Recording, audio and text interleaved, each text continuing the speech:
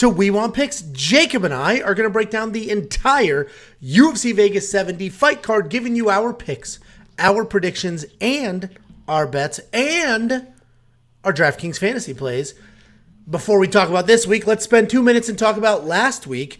UFC Vegas 69 was an interesting week for us. I was down units on my own straight-up bets. Jacob was up units on his own straight-up bets. The safety parlay was up almost a unit. So as a collective, we gave you a little more than 1 unit of net profit. If you only followed my money lines, we were very happy when Prochniak won that fight. We were very sad when Andrade won that one. So overall, weird Lost night. That one. Weird night. I did lose that one. I was way overexposed last week. But anyway, overall, I love to be exposed. Okay. Or That's why you're not allowed within the school Actually, zone. real quick, and this is 100%. No, go ahead. I'll save it. Go ahead. Yeah, let me finish this. Overall, we're up a unit. So premium members, depending what you tailed, you should have done well. That premium safety parlay, that thing is cash money. The fourth leg missed, but the first and second leg covered, the base and the third leg covered, which took care of any losses you have in the fourth leg. Become a premium member now. You'll have access to all of this. And if this isn't the poster child for being a premium member, I don't know what is. The free bets that I give away on Fridays, those are the ones that missed. The premium ones are the ones that hit. So premium members. And I was a cut away from being up like 7-8 units as well. I mean, I should have my lock of the week. What's up to now? I mean, I don't want to dwell on it, but the Evan Elder. Listen, it would have been. I was with you on that. Yeah, we would have been up because you lost out on like 6 units because it's all right here. This chart is every single bet we put on the board, both Jacob and myself. This is all of them right here. So anyway, let's talk about the line movement tracker. Last week and this week has had some interesting line movement. We've had some favorites flip completely to underdogs. There's some immediate movement, then some slow movement throughout the week. We have that on this card. Jacob and I are already split on that fight. We'll get to it in a couple of fights. We had it on the last card in the main event, and there was another fight that did that. So this line movement tracker is available for premium members. Just log in, click on bets. You'll see all of our bets and the line movement tracker. It's going to give you the opening odds, the current odds as of when you're looking at it, the current probability. That tells you what the odds are saying. So minus 550 favorite is saying that fighter has an 80.88% chance of winning. And then the actual line movement, and this is interactive and sortable, so you can find your spots. I'm going to try to keep track of long-term trends. I'm going to try to keep track of when somebody opened as a favorite and closed as a dog. And maybe we can highlight what's working, what's not working, because we might be able to say, listen, 95% of the time that somebody opens as a favorite and closes as a dog, they lose. So we're going to try to spot some trends. We're going to keep track of this long term. That would be pretty crazy. This is the easiest, most convenient thing in the world. You don't even need to care about our bets to want to have access to this tracker. It's very, very useful. Become a premium member now. It's only $10 a month, not $10 an event, not $10 a week, $10 a month. And that will unlock every bet. This chart, we have premium member safety bets. We have the DraftKings Optimizer. We have DFS cheat sheets, which give you the ownership projections, which give you the points scored projections, and leverage, which is a proprietary calculation. And I would be remiss if I didn't say that we have Josh behind the scenes. We have 2 Joshes, a website Josh and a numbers Josh. The numbers Josh is out there grinding for the second event in a row. We have had the best DraftKings ownership projections in the industry. Obviously, we can't look at every moron's Patreon, but comparing us to like the giant companies that are charging hundreds of dollars or literally the best. And it was like a 2-point difference, I believe. FanDuel as well. FanDuel, we had second best, but DraftKings, we had the best. Anyway, WeWantPicks.com at the top, click become a member. It's only $10. You can't miss out. If you want $50, I'll send you 50. Just go to WeWantPicks.com/bets. Sign up with any one of our betting partners using our links, and I will send you $50 as a thank you. It's literally that simple. For some reason, this weekend did What the hell was that? This weekend did pay-per-view numbers with the affiliate links. I paid out like 26 people yesterday and today. So anyway, WeWantPicks.com/bets. If you use the link, if you make a deposit, I'll send you $50 as a thank you. Jakey boy, what were you going to say before we jump in? Well, first we got a couple donations. I don't know if you want to read those. Well, yeah, I was gonna hit them after you did your piece. And then... Yeah, and this is 100%. This is gonna sound like an absolute joke and stage or whatever, but it's 100% serious. Does anyone know how to quickly make a banana not so like to ripen a banana? Because I'm really hungry and I really want a banana, but it literally is like it's green. Maybe you should keep There's got to be a trick or something to. No, the issue is you keep your bananas in the freezer. No, I do not. Well, a couple, but I mean, not this one. I really want to eat this, but a green banana is just absolutely disgusting. How do you I'm not banana, watching you. I am not watching you eat a banana on stream. That's not something that's I've done it plenty of other streams. Well, you can do it on those OnlyFans streams. You're not doing it on this one. If there's somebody in the chat that knows, please let me know. It's 100% serious. Microwave it. $5 super chat, $4.99 super chat from Brandon. Fellas, what camp is William Knight in? Feeling generous today. Hashtag WWP. William Knight does train at a camp in Connecticut. I believe Parker Porter spent some time there as well. So I actually feel bad for William. Dude was cut. Does he really train, though? I mean, he works out. Yeah. I don't know if he's ever... I think. Thank you very much. Once a month he hits pads, and that's about it. Thank you very much, Brandon, for the super chat. He could have got better training at that self-defense class that I took in Florida. I mean, I was hitting the heavy bag. I mean, I was outside running. I was hitting mitts. I mean, he would have got a lot better training with that. And you have not been raped, so it worked. Well, congratulations. Quint Lazenby, $5 super chat. People in the Discord doubting the safety parlay. The extra legs are what can get you. Like the stream, buy that membership. His lock of the week is Jose Johnson. Yeah, so the way the safety parlay works is I give you a base. Then, depending on the week, I'll give you a third leg and a fourth leg. Last week, we went to 4 legs. The fourth leg missed. The base hit. The third leg hit. That was plenty of money of profit. There was over 2 units of profit, which then, it was like 2.8 units of profit, which then, 1.8 units of profit. Then we lost the third leg, so you lose a unit, but you still have 8.8 units of profit there. So that's how the safety parlay works. It's individual parlays. Some weeks I go to 4, some weeks I keep it at 2, some 3, depending on the card and the comfortability. Keyword is safety parlay. If you're jumping right to the 4 leg, you're skipping the safety part, and you're getting a little risky. But thank you very much for the $5 super chat, Quint Lazenby. And last thing on that safety parlay, it's up over 20 units over the last 11 events. If you bet 1 unit on every single leg over the last 11 events, you'd have more than 20 units of net profit. Jacob, you ready to jump in? I've been ready, but you just won't stop. So here we go. First up, at UFC Vegas 70, we have Jose Johnson taking on Garrett Armfield. Jose Johnson is 15-7 overall, 4-1 in his last 5, making his official UFC debut. Garrett Armfield is 8-3 overall, 3-2 in his last 5, coming off a loss in his short notice UFC debut. This is an interesting fight. The line hasn't moved that much here. I was surprised to see that. I just looked at it. It's plus 140 now, which is kind of surprising. Yeah, I did these graphics about an hour ago. So the line plus 140. So okay, so it still hasn't moved. Okay, well, so it is plus 140. So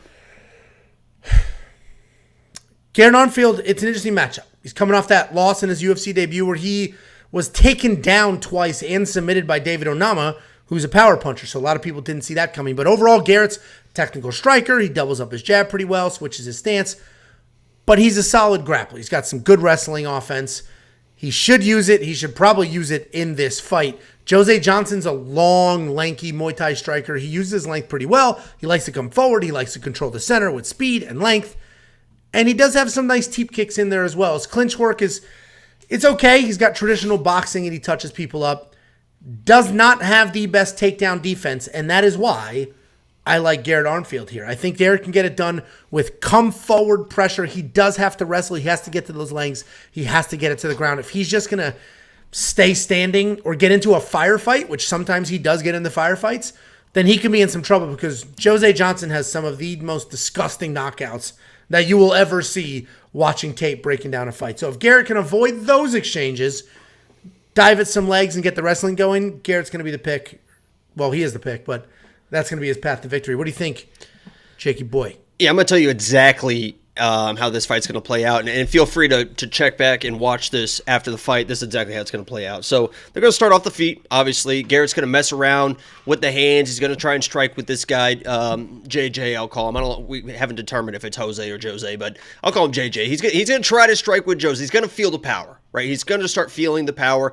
Then he's going to go to the wrestling, which I agree with Angelo. He should be able to get the takedowns needed in this fight. The difference is, and what I love about JJ is, I almost feel like this is going to be the exact same fight as the David Onama fight, because he's going to be scared on the feet. He's going to engage in the wrestling. And JJ is a guy that, yes, he is a power striker, but he's not one of those guys that, if I don't find the knockout, then what do I do type of situations. And when he gets taken down, he's not one of those guys that's like, I'm taking that, now what do I do? If you watched his Contender Series fight against Jack Cartwright, Christ. he was taken down, right? I have no doubt in my mind he's probably going to get taken down in this fight. But for some reason, when I'm breaking down this fight and I'm watching him on film, he always gets out-wrestled, but it feels like he wins every single scramble that he initiates. So he'll be on his back, but he's always working to get back to his feet and win scrambles and win the positions. That's how he won that Contender Series fight. He was getting out-wrestled almost every single round, out-scrambled the guy, and ended up on top at the end of every single round. And I absolutely love that. When things aren't going right on the feet, he doesn't panic. He stays in the fight, and he works through every single round, even when he is losing positions. It feels like he's winning every single scramble. So this is how the fight's going to play out. Garrett's going to try him on the feet, and if he doesn't get knocked out right away, he's going to go to the wrestling. And then Jose, whatever his name is, in the second round, in the third round, is going to win scrambles, and he's going to find a submission. Because I think Garrett, in the second round, third round, is going to go all in on the wrestling, as he should, because his best path to victory is just controlling JJ on the ground. But JJ, I'm telling you, his sweeps and so it's almost insane how bad he is at defensive wrestling, yet good at winning scrambles. So I agree with you, Angelo. Yeah, he definitely can get out wrestled. That's pretty much how he loses every fight that he's lost. He's getting out wrestled. But I just think he can win the sweeps if he gets taken down. And on the feet, he is no joke. I love JJ in this matchup. Listen, I get it. The dude, his highlight clips are just absolutely He has unreal. absolutely murdered multiple. Yeah, that guy died. I have no idea how he's not in prison. That guy, not only did he knock, it was the dude that had his leg, right? I think he had his leg. He cracks him like with a hammer fist, basically. That dude died and then twitched an elbow. It was an elbow, like right on. Yeah, he went there and then he did twitched. It was like, people said the Stone Cold, but it's really like the Debo. The Debo, like, remember the Debo wrestler, the WWF? He definitely killed a man. And also, it is, I mean, listen, you break down tape, they say Jose. Could be Jose. The last name doesn't make sense. His nickname is Jose. No Way. So it's got to be No Way Jose, because I wouldn't think it's No Way Jose, but I guess it could be. It still rhymes. I think it's because Chitty's nickname is Bang Bang, or Chitty Bang Bang, but I think his name is Cheaty, not Chitty. Yeah. So it could be one of those situations. So we didn't narrow this down at all? No, we don't do any research. Okay, so $7,700. That's a joke, by the way. That's a joke. I was going to say, I was fully ready to say Jose, and then one of the announcers in the breakdown was like, Jose Johnson. I was like, all right, I guess it's Jose. Announcers don't know shit unless it's Laura Sanko, and she knows everything. So 7,700 to 8,500. Listen, I think Garrett Armfield gets it done, but I'm not spending the $8,500 in DraftKings. What do you think? I mean, honestly, even if he loses, it could be decent value, because he should be able to get any takedown that he really wants, because like you said, JJ is he doesn't defend takedowns. He just works the scrambles after he gets taken down. So it could be, boom, boom, boom, and reversals and stuff. So, it could be interesting value at 8,500. But obviously, I like the JJ side. Sweeps are 5 points in DraftKings. And if he gets an early knockout, that's going to score even better. So JJ's very, very live. He's probably one of the most live underdogs. And there's a lot. And by the way, did we preface this card and saying that this was one of those cards that's going to be a fucking disaster? There are so many close fights, and we've talked about the bets. We're looking at bets, right, and it's like, holy shit, where do we put our money? It's like, just keep it in your pocket. That's the best place for your money. UFC 285. Listen, as much as I want to be here and tell people sign up for premium, this, that, and the other thing, I'm still going to say it, but you don't need to go crazy on this card. I pulled my bets back a little bit. I'm a little more tame on this card. I have too. I've been looking at the. There's just nothing I love. Yeah. Well, and frankly, you do it every single week. You don't need to force anything. And I know a lot of people that do what we do fall into a trap where they feel like they have to put bets on the board just to put something on there. They feel like they have to say, we've got 30 units of bets. We've got 28 bets for you. Would you rather have them hit? You know what I mean? Like, would you rather, like, okay, this week I'm not doing a full 4 legs in the safety parlay. Spoiler alert. And some people are like, oh, what's the 4th leg? It's like, I'm not. Would you know what I mean? Like, no. It's the safety parlay because it's slow and steady. We do it every week, and it crushes every week if you bet it correctly. So UFC 285 is next week, and that's an easy-ass betting card. Couple of traps on that one, but it's much easier. Just put it all on Ribas. Put it all That's definitely not a fight you should bet on. Anyway, WeWantPicks.com for everything you need, including, Jacob, our perfect pick contest. It is 100% free to enter. Go to WeWantPicks.com. There's a green button at the top. Click that button. Enter all your picks. It's 100% free. If you pick the whole card correct, we send you $100 as a congratulations. That is an interesting shirt. How much did that cost? Was it the MyUndies or whatever that website is where you can put or face my wrapping paper my face or whatever that also makes sure. How does this look? Should I do it like this the whole time, you think? Yeah, let's just do the whole stream like that. All right. Well, I literally will if you want me to. So. Okay. I don't care. You're the one looking like an idiot and a stalker.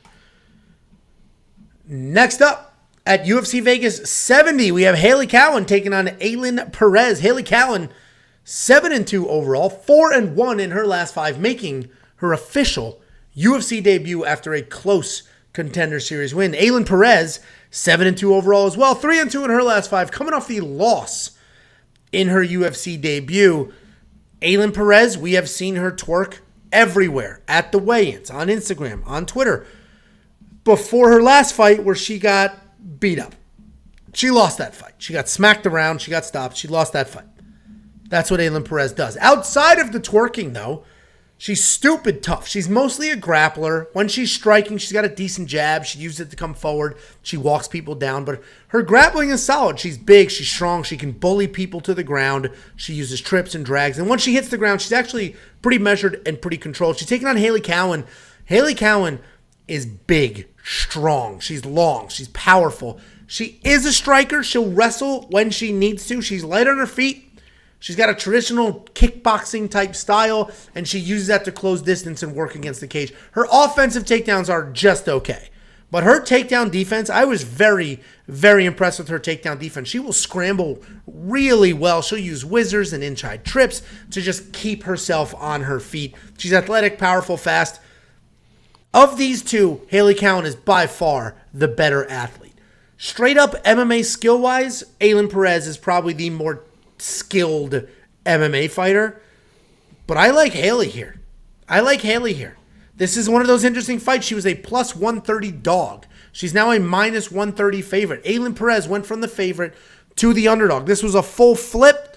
I'm not going to bet on this fight. We're going to see how it goes and use that knowledge going forward to track these type things. But I think Hailey Cowan gets it done. I think she's just too big, too strong, too athletic, and she could avoid getting taken down. Jacob, what do you think?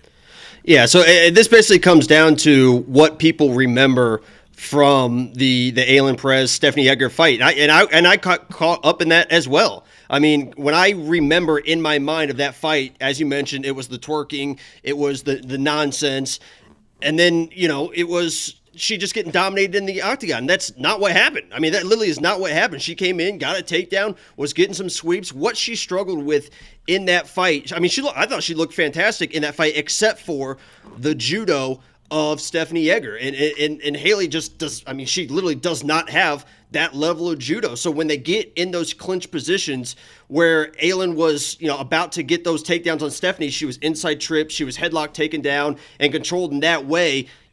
You're not going to see that out of Hailey. I mean, you just are not going to see that at Hailey. And the level of competition from Hailey, I mean, we talked about this and I mentioned it 2 fights ago. She's fighting, a 2-0, 38-year-old, Hawaiian lady that she's trying to take down. She can't take her down. I think that I agree with you. She is the better athlete of the two, but the difference is, as you mentioned, Perez is the much better mixed martial artist. I mean, she actually has the takedown. She has the ground. She has and I think she's just much nastier inside the octagon. So I was very surprised when I broke down this fight and saw that Perez was the underdog in this matchup, because I think she's the much better fighter. So I'm going with Perez, and I think that she could finish this early. If she gets a takedown early, which I think she can, I think she gets nasty with this girl who isn't really a mixed martial artist at heart, a former gymnast. And that's nothing against gymnasts, because those are some of the toughest girls in the world, and they're fucking beautiful as well. But I'm going with Ailin Perez. I think she gets an early takedown and really mauls this girl. I mean, I think it could be easy for her. I'm pretty high on her this week. Listen, you're talking about Hailey's level of competition. What I heard you say was she beat an undefeated fighter on the ground that has a Hawaiian fighting spirit. You're like, oh, she beat a 38. She beat an undefeated. She beat somebody's grandmother. Was that person undefeated? At the time, they were undefeated. That is correct. Okay, so she beat an undefeated fighter. Was that person from a general region, country, or state that has a fighting spirit? They're known to be tough. Nobody is tougher than the Hawaiians, that's for sure. Okay, so that's 2 for me. Was that person finished in that fight? Yes, they were. Okay. Did Hailey get the takedown in that fight? Eventually, yes. Okay, thank you. The prosecution rests. Thank you. Okay. Are you going to spend the $7,600 on Ailin Perez in DraftKings? I'm spending everything on it. I'm literally spending I've been tolerating the shirt. Take it off. Huh? Just take the fucking shirt off. And people don't know what the hell's going on. There we go. And I know you wanted me to take, because I don't know how long you were going to do that. You said keep it on the entire thing, so I would sit there the entire thing. So it was getting annoying, frankly. Did it look realistic though? I thought about trying to do it with the mouth. Somebody in the comments said put the hat on over it, which would have been solid. That would have been pretty good. Yeah. All right, you're spending the $7,600. Listen, I'm not. But very quickly, you and I fought about this one all day, and I was like, we're gonna bet $100 on it. 200. This is not a hill. This is not a hill I'm gonna die on. Oh! But I'll bet the $100. 200. I'll bet the $100. 250. Shut the fuck, dude. The last three of these, 50. The last 3 of these we did, I won. I'm not gonna do it. Bully me? You're gonna bully me? You dog shit. You're getting bullied by the little Ronnie from the amount of time, the text that he was sending me, the calls. He would just call me. I'd pick up. He'd go, Hailey, Cowan, oop, and then hang up real quick. I'm like, what is going on? Couldn't wait to make the bet. Then I'd call your bluff, and you fold like a little boy. It's not a bluff. We said $100. We always bet $100. Little pussy boy. Okay. All right. Boy. Little tiny Ronnie from what the hell is that movie? We'll just do 200. Okay, let's just do 200 then. We're betting $100 like people. First of all, I won like 5 of those bets, and I just gave you the money back because I feel bad. You win 1 out of 6. You're like, "Where's my money?" I've never said, "Where's my money?" $2 Sometimes you do not pay. I'll tell you that. It's $2 super chat from Sam Pierce. Jacob, did you teach Angelo about bussy? The bussy. I have learned. I have 2 kids. They're sleeping right now. I officially know what bussy is. Thank you very much. You said like I have learned, like you did a deep dive there. They're new kids.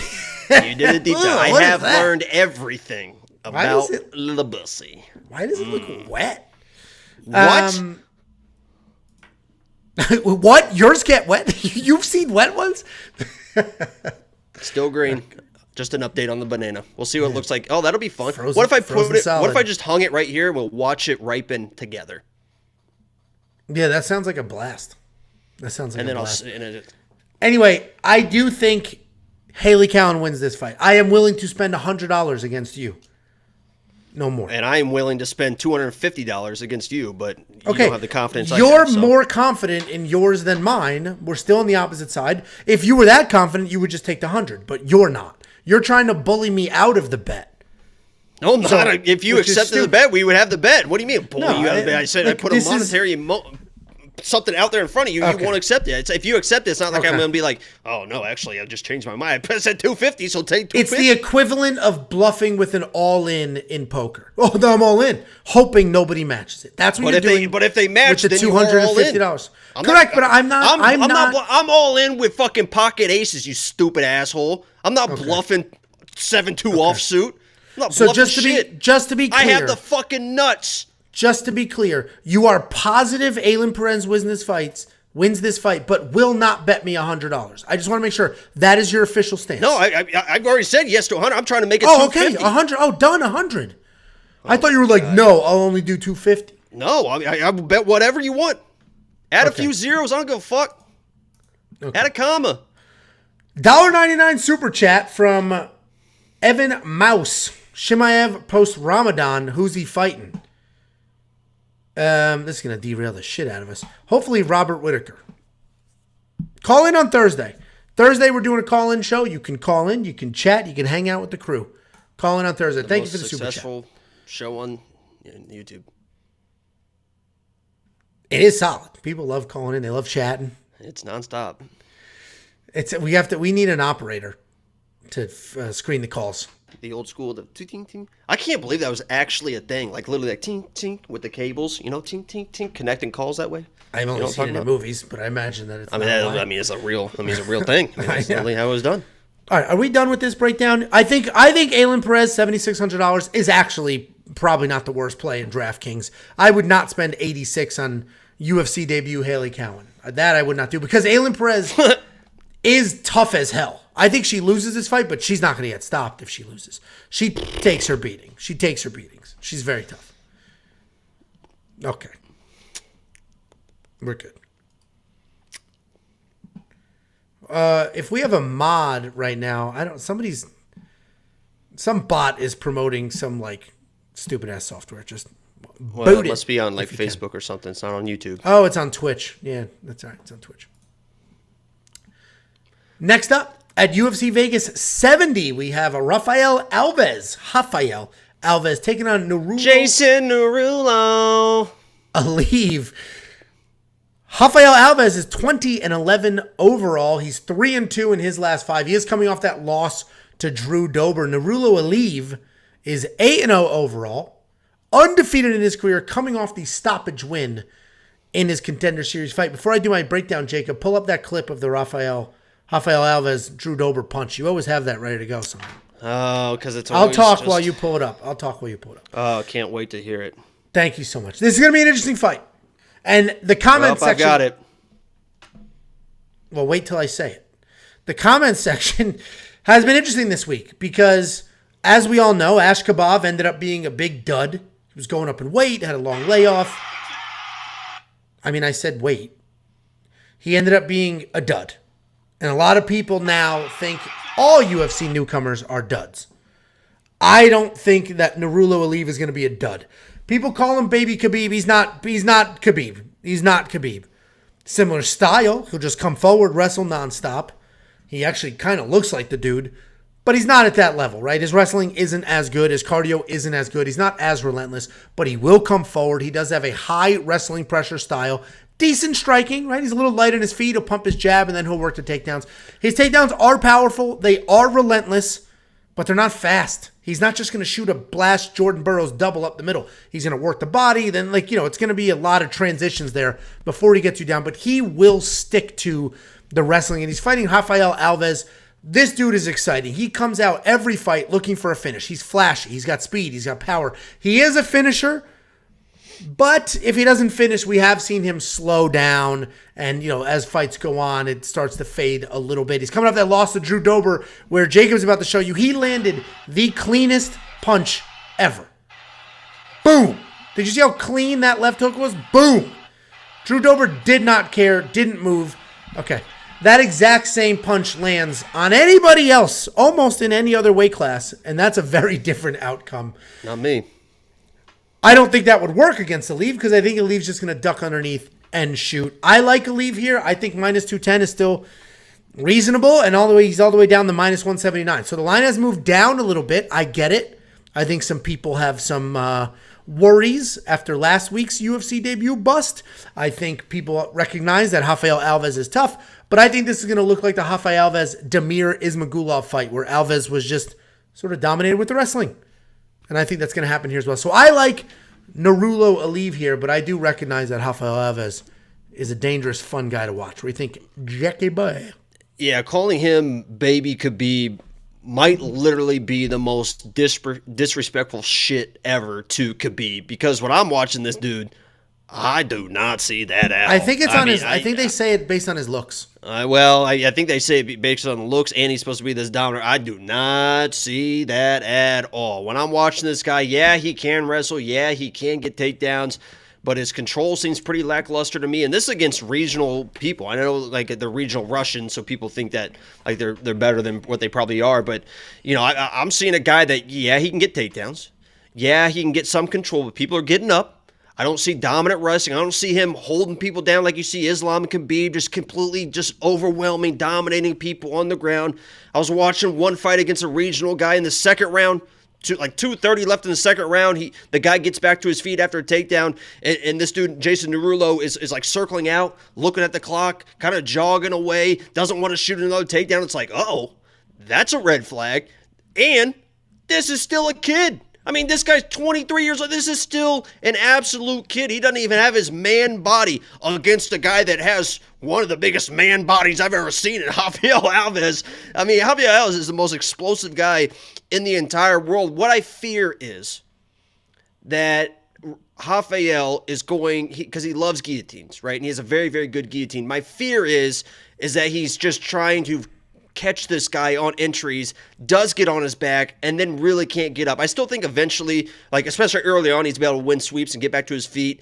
And if he defends some takedowns, he's able to get back to his feet. You say that this dude, Jason Nurullo, is all in on the wrestling. I disagree. I completely disagree. When he is starting to get a little bit tired, when people are getting back to his feet, he will play the striking game. And as you mentioned, he doesn't shoot kind of blast doubles and blast singles. He pushes you and pressures you with his striking to get you against the fence, and then he shoots, and he's very methodical with his takedowns against the fence. But in able to get you against the fence, he has to engage in the striking and get you back. If you're engaging in the striking with Alves, he's not going to fucking back up. I mean, he's going to stand his ground and do what we just saw with Drew Dober. Those shots are going to be the crazy, powerful shots. I don't know if this kid's ready. I literally have no idea if this kid's ready for what. I mean, this is almost a buzzsaw. UFC debut against a guy like Rafael Alves is an absolute. If he comes in and makes it look easy, I will be very, very impressed. With that said, I'm literally going to go against my own gut and just trust what everyone else is saying, and I'm going to pick Nurullo, but I'll be damned if I'm not finding something inside the distance for Rafael.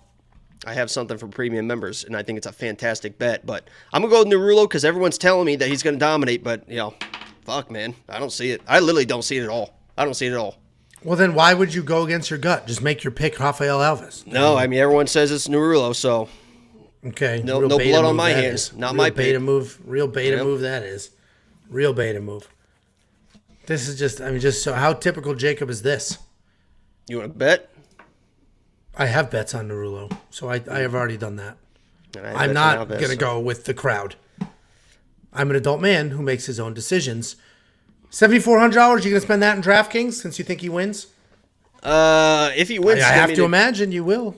You think he wins? I think we just talked about that. My pick was Nurullo, so that would make any sense. But he's going to score a lot if he does. But like I said, if he wasn't, and this is almost what we'll talk about with Brendan Allen as well. If he wasn't so good in his jiu-jitsu and especially his guillotine, I think I'd feel better about picking him.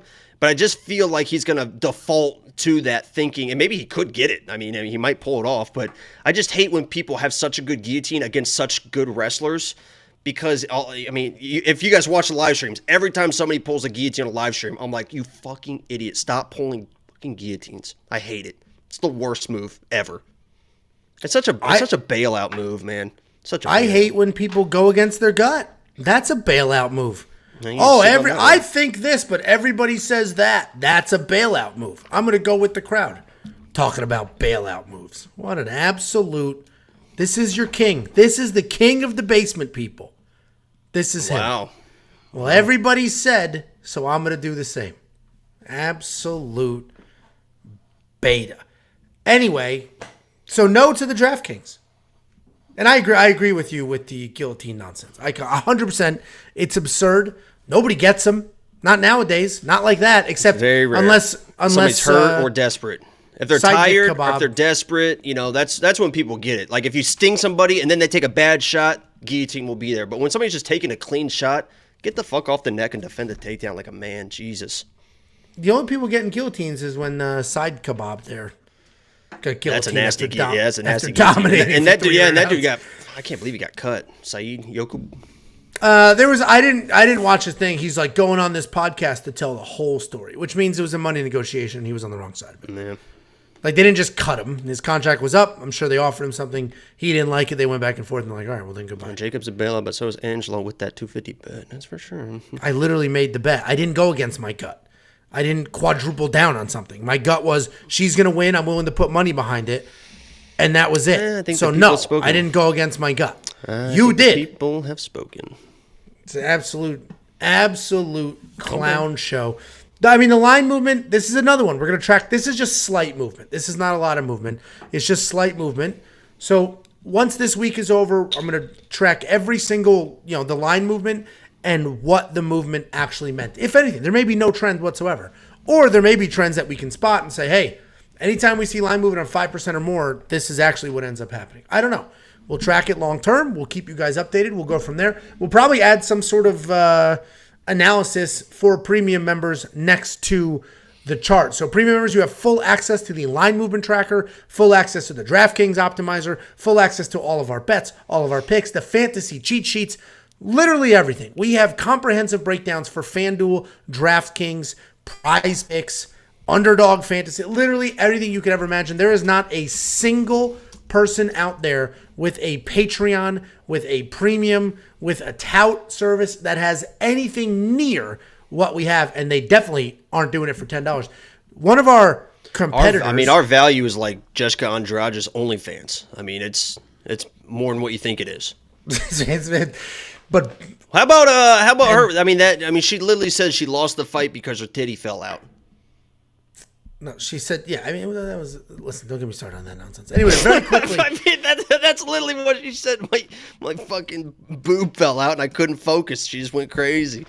My last little thing here. There's somebody out there that has a premium service. They've had it much longer than us. They're hearing me talk about our 1,500 members. Thank you very much. It's over now. It continues. We gain a good amount every week, and it continues to grow. That person was more expensive than us. That person had tiers as well. They've lowered their price. You know what that tells you, Jacob? You and I have real jobs. Sorry, I wouldn't listen. Somebody said, when is Ryan Hall going to show his face? Ryan Hall tore his ACL, you stupid fuck. Anyway, that person lowered their premium price. And I have a real job. God. I have a real job. I work in, a pretty important industry. And if you're out there and you lower your price nothing more important like that, than our nurses. Yeah, not the troops. If you're out there and you have your premium and you lowered your price, that's not to be competitive. That's because they don't trust their product. You have two routes to go. If you see, oh my God, We Want Picks is only $10 and they've got 1,600 members at this point, and I'm $15 and I've got 200, but I'm pretending I have more than that, I'm going to lower my price to $10. What that tells you is they have no confidence in their product. They have no confidence in their value. I'm not lowering the price. It's staying $10 forever. I'm going to add more to it, and I'm going to make it the no-brainer of the century, but I'm not going to lower the price. That means you have no confidence in your product whatsoever. You just slash the price. Please buy it now. It's better, right? It's cheaper. Just tells you what they feel about their actual product that they're delivering. Anyway, WeOnPicks.com, do all the things. That was my rant for the day. I love it, man. All right, Joe Solecki wins. Next fight. I mean, that pretty much is the breakdown. Next up at UFC Vegas 70, we got Joe Solecki coming in kind of short notice. He was supposed to fight last week. That fell through. He's fighting this week, but his opponent is actually short notice. Carl Deaton III. Joe Solecki 12-3 overall, 4-1 in his last 5, coming off that win over Alex Da Silva. Sorry, Tell me Carl Deaton, that name doesn't sound like how I said it. Taking on Carl Deaton the third, 17-5 overall, 3-2 in his last 5, riding a 2-5 win streak into his UFC debut. Carl Deaton is a wrestler. He's patient on his feet. He chooses his shots well. He doesn't just come charging in looking for the takedowns, though. When he is comfortable, he will shoot them takedowns. He'll throw some big 1-2s. He'll bounce between 45 and 55. He is not the biggest man in the world, but he has stepped up on short notice, and we appreciate him for that. Bless his heart. He's got cardio. He does not wrestle as much as I would like him to. Joe Solecki is a very good grappler. He leans heavily on his wrestling. He leans heavily on his takedowns. He's slick on the ground. What about the Joe Solecki I imagine he talks like me. Joey Solecki. I imagine he talks like I'm Joe. Yeah, I'm from New Jersey. That's why there's no accent. You know what? My name's Joe. You can call me Big J. It's not the only thing I got big on me.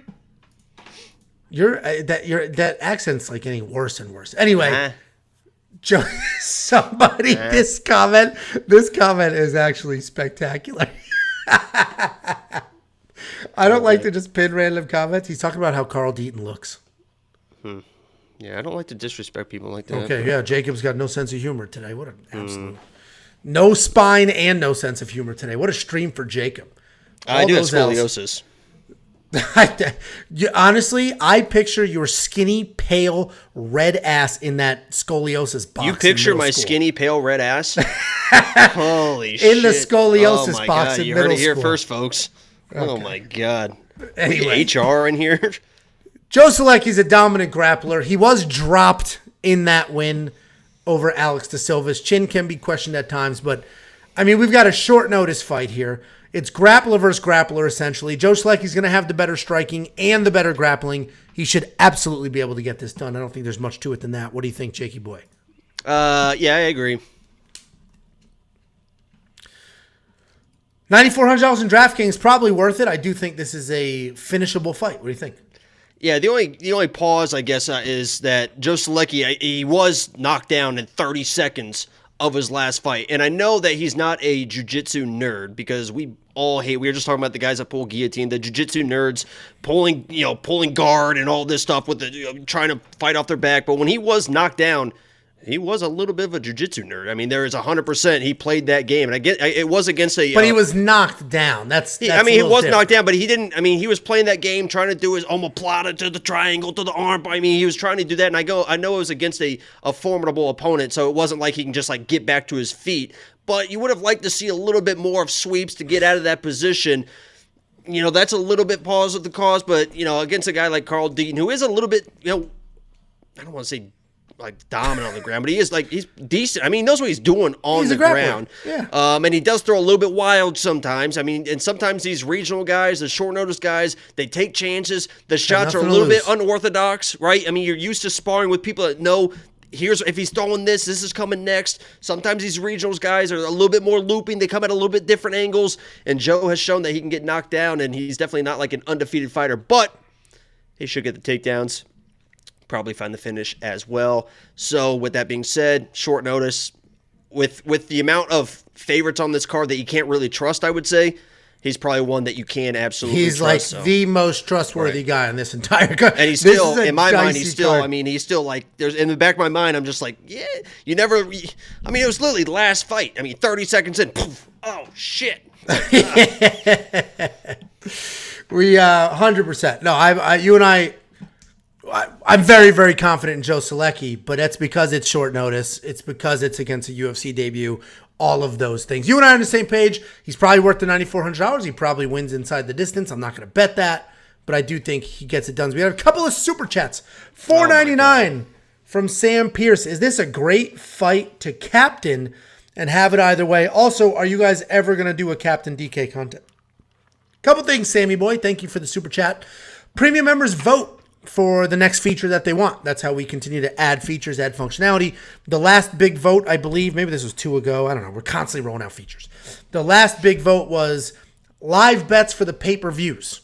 So we added that Discord channel. And now for pay-per-views only, because for the non-pay-per-views, Jacob's just doing them on the stream, doing live bets. That's there. We did have DraftKings captain mode listed as one of the options. It didn't get very many votes proportionally to the other ones, but that's definitely something we've looked at and something we could certainly add if that's what people are interested in.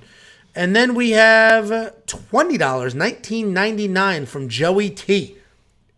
Everyone, smash that like button. If you haven't, join the premium membership. It's the easiest $10 a month. Also, my girlfriend doesn't. We get it. Oh yeah, well, that's a. Hey Joey T. To dig at you. Hey, yeah, fuck you, man. Like, to dig at you. I mean, come on. I've been nothing but supportive of this guy. I mean, congratulate. Even before the stream started, he's like, "Oh, if it wasn't for Evan Elder, I would have had the perfect card." I'm like, "Oh, that's great." Joey T comes in, and is like, just throws this shit in my face. It's unbelievable, man. Well, his girlfriend. I'm trying. I'm out here. I'm trying to put myself out there. If you guys know, I mean, send them my way. Well, he said his girlfriend doesn't know anything about MMA or membership, but she admits that it's a $10. That it's a good value at $10. Oh my God. A month. He wrote it wrong, but she admits it's a good $10 month. Thank you, Joe. We appreciate you, despite Jacob's hatred for your blossoming love. Thank you very much, Joe. $1.99 super chat from MMA Jesus 316. Thank you very much, MMA Jesus. Are we ready? For what? Some football. Next up, at UFC Vegas 70, we have Ode Osbourne taking on short notice-ish. It's like a month, right? It wasn't that short notice. But it was short notice. We have non-full camp, Charles Johnson. Ode Osbourne's 11-5 overall, 3-2 in his last 5. He's coming off that vicious knockout loss to Tyson Nam. Charles Johnson, 13-3 overall, 4-1 in his last 5, coming off the dominant win over Jimmy Flick. And if you remember that Jimmy Flick fight, that was also short notice for Charles Johnson. So he's not out of his element here, stepping up on, it's not a week, but he's not out of his element stepping up on short notice. This is striker versus striker. Charles Johnson finally gets another striker. He's had 3 fights in the UFC against all grapplers. Everybody wanted to take him down. He finally has somebody that's going to actually strike with him.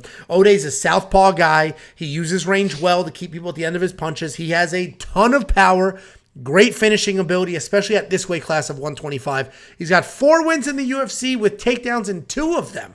So he actually can grapple, and he may use that here. Charles Johnson, we've broken this guy down a ton the last 6 months. He's fast. He's got technical striking. He's accurate, solid boxing, solid kicks, very good takedown defense.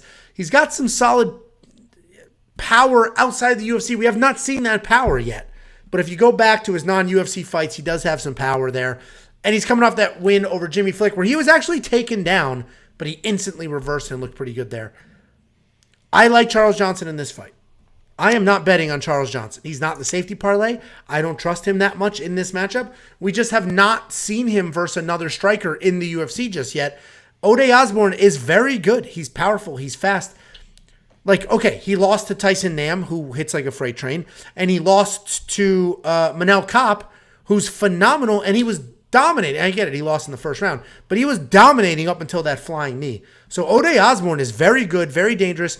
I do think Charles Johnson wins this fight. I think he keeps it technical. I think he points his way, dances around. But he gets like animated. He does weird stuff. Zhalgas Zhumagulov basically outstruck Charles Johnson the first 2 rounds. The 3rd round, Charles Johnson poured it on and he really hit his rhythm. But Charles is going to be the pick. I think he's the better striker of the 2. We're going to find out how good of a striker he actually is because he finally got an actual striker standing in front of him in the UFC. I like him to win, but I don't trust him with my money. What do you think, Jakey boy? Yeah, I think I trust him a little bit with my money, but I parlayed it in a way. Premium members know what that is, so check it out. So I do have a little bit on him, but this is basically who do you trust less in this fight because they're both very similar skill sets. I do think that Charles Johnson is the better overall fighter, and as you mentioned, the better technical striker. So when Ode is coming with those big shots, I think Charles is very, very good at that kind of slip and rip style, and it's going to be there with the counters, and that's why I think he's going to win this fight. But if this is a close fight, and this could be, with these 2 guys, it could be the fight of the night, and this fight could be absolutely insane, or it could be just them staring at each other and like taunting each other, as you mentioned, for 15 minutes, just sitting like, oh, that didn't hurt. Oh, that didn't, because they're both kind of the same person when they play that game. You mentioned the Zalgas fight. The thing that worries me the most about Charles Johnson, the reason why you can't really trust him, was in his mind, he dominated that Zalgas fight. Most people, I think, like the media votes, where everyone thought that Zalgas won that fight. And if you ask Charles Johnson after that fight, who won that fight, he's like, oh, I won all 3 rounds. I dominated that fight. It's like, no, the fuck you didn't. Like, what do you? So if this is a close fight, 1-1, going into the 3rd round, how can I trust Charles Johnson to put his foot on the gas pedal to make sure he wins that round? Because he's going to be thinking he's up 2-0 no matter what happens in this fight. So it is a very tough fight to call, because O'Day is going to be live at all times in a striking match, as you mentioned. I just think that Charles Johnson is a better overall fighter. Maybe he even mixes in a takedown or two. I think he's an underrated grappler. You saw how good his defensive grappling was against a guy like Makayev, who was like super, super dangerous. He never really was in any danger. I know he was taken down like repeatedly and stuff, but he was always able to get back to his feet anyway. I think Charles Johnson is the better overall fighter, so I got to pick the better overall fighter, but it might come back to bite me because O'Day is live, but he does some stupid shit his own. So it's basically, who do I trust least, and that's who I'm going to pick against. I trust O'Day the least, so I got to go with Charles Johnson. What I do love about this fight is they gave it a 1.5 round line, which was surprising. We haven't seen Charles Johnson finish anybody in the UFC. I mean, Plus he did just Jimmy Flick. Under. Jimmy Flick doesn't count. So we haven't seen really that raw power from Charles Johnson in the UFC just yet. If he's gonna find it, it feels like it would be this fight, because the power for him, I don't think, is like O'Day power, where he's stepping in, extending, boom. I think it's just precision off of counter. So when O'Day's boom missing big, and then you're there with the counters. I mean, he is a pretty good strike. I mean, he's a pretty good striker, and I think he's been at Tiger Muay Thai as well, which obviously is a great camp. You know, Darren Till was there and dominated his last fight because of it. So my point is, I like that it was a 1.5 round and not a 2.5 round. I like the over. I think this goes over 1.5 rounds. I do not think this is just it's minus 220, but now it is. Premium members got early access to that bet. Whoa! Had much better odds than that when it was put on the board yesterday. That's why you got to stay up to. That is why, honestly, we have a ridiculous amount of premium members. Link your Discord. If you're logging in 5 times a day, then great.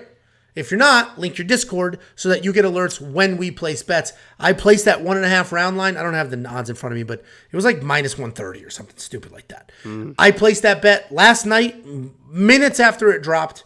It stayed at those odds for a couple of hours, and if you had your Discord linked, you got the alert on your phone. This isn't a guarantee that's going to happen. These are fist fights. That bet might lose. But the overall point is, I'm very confident in it. I got very good value in it, and the line has since become a little less desirable, where if you had your alerts turned on and you also were confident in it, you would have been solid. Yeah, so I got it at minus 130. So Devin George had his alerts turned on. He saw it. So anyway, I will say, here's my... you shouldn't just blindly copy and paste all of our bets, right? You should have your own sort of thoughts, and when your thoughts align with ours, yeah, I think that makes sense. Let's go ahead and do it, right? Oh, that's a good idea. Let me do that. Don't just copy paste, right? Especially there's times where Jacob and I have conflicting bets. Literally, we have bet the opposite person on things. And I'm usually right. So if you have to choose, I think if you have to choose, I think everyone knows who to choose. Do you like Charles Johnson enough at $9,000 in DraftKings? No, because as you mentioned, I don't see him really. I guess you could finish O'Day, but I think this is a little bit back and forth, and I hope that these guys actually fight, because if they actually fight, this could be easily fight of the night if these guys, because they're both very, very good strikers, and they both, well, I shouldn't say they both take a shot. Charles can take a shot. O'Day really, but I don't think Charles is, as to your point, I don't think Charles is hitting as hard as the people that hit O'Day, and one of those was a fucking flying knee, so I mean, that Manel Kape fight, he was winning that fight. You're going to look at the record and see, he was not winning the Tyson Nam fight, but he was winning the Manel Kape fight before that. Anyway, should be a fun fight. I'm looking forward to it. The line has held pretty steady here because I think a lot of people just don't know what to do exactly with this. So pretty steady line for both of these guys. It should be a pretty fun fight, and I'm looking forward to it. Next up, at UFC Vegas 70, we have Jordan Leavitt taking on Victor Martinez. Jordan Leavitt's 10-2 overall. It is Leavitt, and we have this conversation every single time. Jordan Leavitt 10-2 overall, 3-2 in his last 5. Coming off the submission loss to Patty the Batty, Victor Martinez is 13-4 overall, 3-2 in his last 5. Is he coming off the loss to Patty Pimblett as well? Or did I just put that? What? You think both these guys lost to Patty? I've got the wrong What? Oh my God. That's why I was like, wait a minute. I wish we could cut that. Oh my God. 13-4 overall, 5-0 in his last 5. I put Jordan Leavitt's last 5 notes in the Victor Martinez section. I'm like, wait, did they both lose to Patty Pimblett? Anyway. I hate to say it, but Jordan Leavitt's not looking too terrible in this fight. He is a throwback grappler. His wrestling's not great. He did take Patty down a couple of times in that fight. He got his wrestling going, which was surprising. His striking is almost non-existent, but his grappling is solid. He's a dangerous guy on the ground, but he only has a 28% takedown accuracy to get it there. He is what we call a jiu-jitsu nerd. Victor Martinez is What? You don't think Jordan Leavitt's a jiu-jitsu nerd? No. I'm done. Why don't you do... I'm done. You do the breakdown. I'm done. Oh, my God. No, you're annoying as shit. Nerd. I've never seen... Right. You're right. Jordan Leavitt's not a jiu-jitsu nerd. Dude, he was literally just bullying Patty. I mean, he was bullying Patty. Oh, so bullying. One fight? He has a fight where he picked a guy up and slammed him down for a KO. That's a jiu-jitsu nerd. We're talking about people that pull guard and stuff like that. 28% accuracy. I mean, he was bullying and if he can't, this you get dude it Patty around, in Patty's backyard. Go ahead. Him up, slamming him down. I mean, he's got one of the better single legs in the lightweight division. You're going to see that in this fight versus Victor. And also, his defensive striking, the way he used it is fucking fantastic. He's got a super high guard. He used that front kick to just push you back, gets you against the cage, grabs your single, takes you down, and you do not get up once you're on the ground against a guy like Jordan Leavitt, unless you are, Patty was able to sweep him a little bit with the weird stuff, but Patty's a very, very high level grappler. And I know Victor, they say he's a black belt, but if you watch his fights, you can, I'm almost pretty confident that if you put me in the octagon if you put me in the octagon versus Victor, I'm pretty sure I could at least grab the back of his knee on that front leg. I mean, everyone is scooping up that single. He gets taken down. He gives up his back to get back to his feet, which is another red flag against a guy like Jordan Leavitt who will jump on your back and choke you out. I know that Victor, I said, he's supposed to be a black belt. He doesn't really use it. He is more of the power punch or the KO type guy. I don't think he's going to be able to touch Jordan. He's going to be pushed back from that front kick. Jordan's going to get the easy takedowns. I think this is I understand why people hate Jordan Leavitt because of the antics. It's kind of like the Perez stuff, the twerking, this and that. He kind of looks like a soft dude, but when he's in there, he's pretty a ferocious guy, especially on the ground. He will throw elbows. I mentioned the KO slam. He is anything but a jiu-jitsu nerd. He will out-wrestle this guy. He will get on top, and he will anything get but a jiu-jitsu nerd. What that's 100% absolute correct. Joke. You're going to see that. The slam was against Matt Wyman years ago when Matt Wyman was on a 3-fight losing streak. It's an absolute joke. He's a jiu-jitsu nerd. Is he as extreme as Claudio Puelles? No, but he's a jiu-jitsu nerd. 100%. He has a 28% takedown accuracy. He can't take anybody down. Yeah, he sucks at it. He managed to take Patty down, and then he got caught. I admit he looked good in that Patty fight. Overall, I actually think he wins this fight. You're just annoying as shit because you do your ridiculous nonsense. I'm annoying because I'm correct. I don't want the people to think that this dude's just going to be in there doing Imanari rolls and pulling guard. I mean, that's just not what's going to happen. Ryan Hall is a jiu-jitsu nerd. He Imanari rolls, he pulls guard, he's doing weird stuff to try and get people to the ground. Jordan Leavitt's not that far off from that. I don't think he's ever pulled guard ever. He's never done an Imanari roll. He wrestles. He gets to your hips. He wrestles. 28% takedown accuracy. He has like 2 takedowns in the UFC. He wrestles. Absolute joke. I do think he wins only because Victor Martinez seems to get taken down by everybody. He doesn't seem to be able to defend takedowns. People get to him. He is in trouble in a lot of his fights. He's in trouble. And I have to imagine a jiu-jitsu nerd, the caliber of Jordan Leavitt, on his back, he's not going to be able to shake it the way that we've seen in some of his tape and some of his regional fights. So you and I are actually aligned on the pick. You just have to be an annoying kid brother about it. No, I just have to correct you because people are going to think that this guy can't wrestle and he's just going to pull guard. He can't wrestle. He cannot wrestle. He cannot wrestle. Well, he can wrestle. Statistically, he can't wrestle. I think he shoots 10 takedowns. He shoots 10 takedowns. He gets less than 3. Well, he's getting them. It's not even Hall of Fame. Ryan Hall's not shooting takedowns. That's a jiu-jitsu nerd. There's different levels of nerdom. Oh. You're on a different part of the spectrum than Corky from Life Goes On, but you're both on that spectrum. No, I get where it's going now. Now, we moved the goalpost. I got it. That's what we do. It was there. I proved it wrong, so then you move it, and now that your argument works. I get it now. Go ahead. There's more than one type of jiu-jitsu. I get it now. Okay. There's no doubt about that. I guess there's no scale. No, I get it now. I guess there's no scale. Yeah, no, I 100% get it now. Sure. Angelo's, he'll do anything to kind of modify the argument to make himself right, that's for sure. Okay.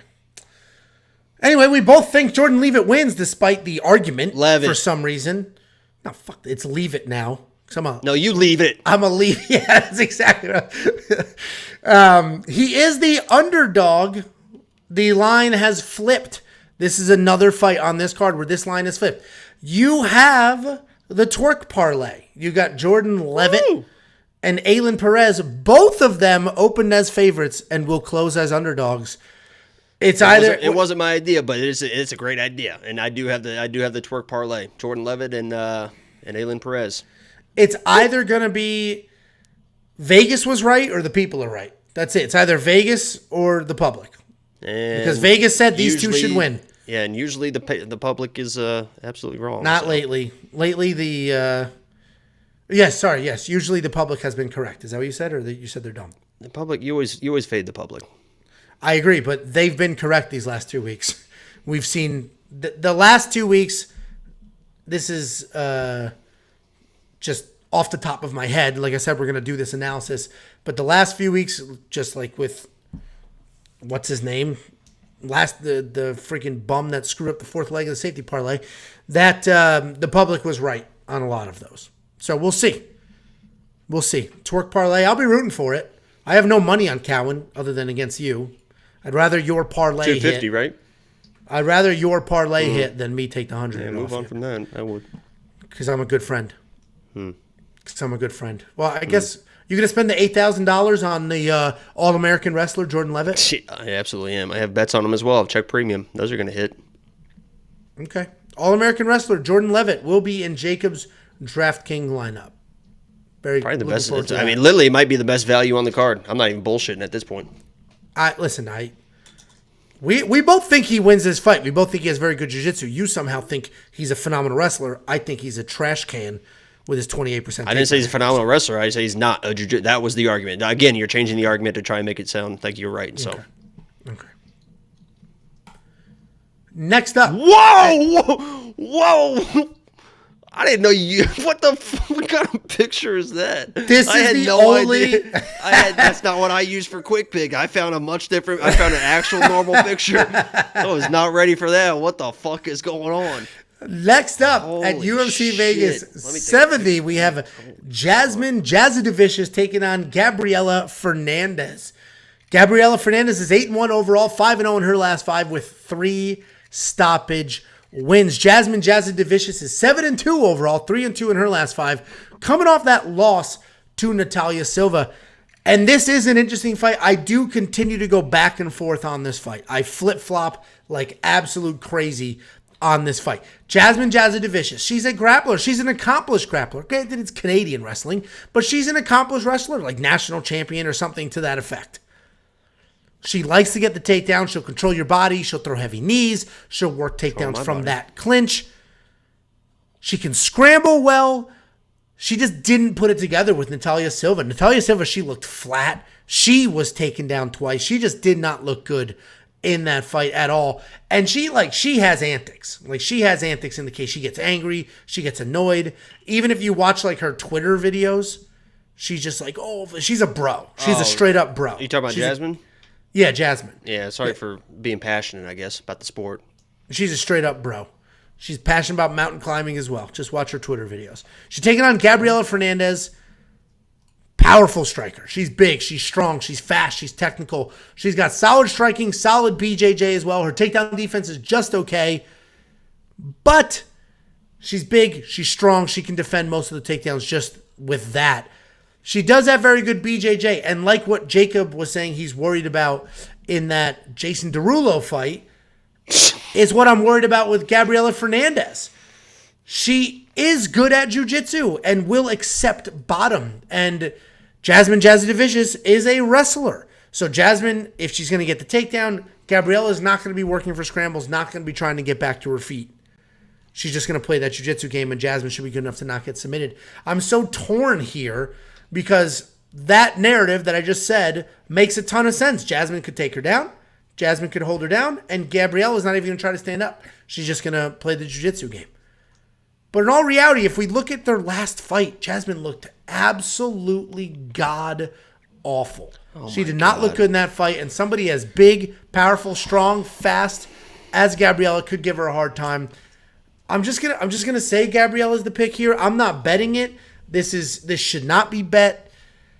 Jasmine could absolutely get the takedowns, and Gabriella could just accept them and lose a 15-minute fight on her back. That is a very real possibility, which is why I'm not betting on this fight. That's what Vegas thought. This is another one. The line has completely flipped. The underdog has become the favorite. What do you think, Jakey boy? Yeah, I think this is going to be almost the exact same situation as the Perez fight, in that people remember the fight. And yeah, she didn't look great against Natalia Silva, just like, Ailin Perez didn't look great against Stephanie Yeager. But when you watch that fight, you understand why she didn't look good, right? I mean, Natalia Silva came in, and people, and even Dominic Cruz was on the broadcast saying, like, oh my God, nobody would have expected her striking to look, this wasn't in her previous fights. You would not have expected her striking to look this good with her footwork. The only person that knew that her striking, her footwork was going to look that good was me. I was literally the only person. Dominic Cruz was on the broadcast talking about, there's no way to know. I was deep diving on her Instagram, as I do every fighter, every single week. I was on her Instagram. I found it out. That is why Jasmine struggled in that matchup, was the footwork, the quickness, and the precise, quick striking in Natalia Silva. All of those things Gabby does not have. Gabby is, as you mentioned, a powerful striker. She's going to want to try and bully Jasmine. She's going to be a little bit more flat-footed. Jasmine was basically just chasing Natalia for 3 rounds. And what I liked about that was, yeah, she was getting frustrated. Yeah, she was getting beat up in that fight, but she never stopped trying to push and get Natalia to the cage and get her to the ground. Even in the 3rd round, she was getting to her hips. And Natalia is talented enough and beautiful enough to get out of those positions.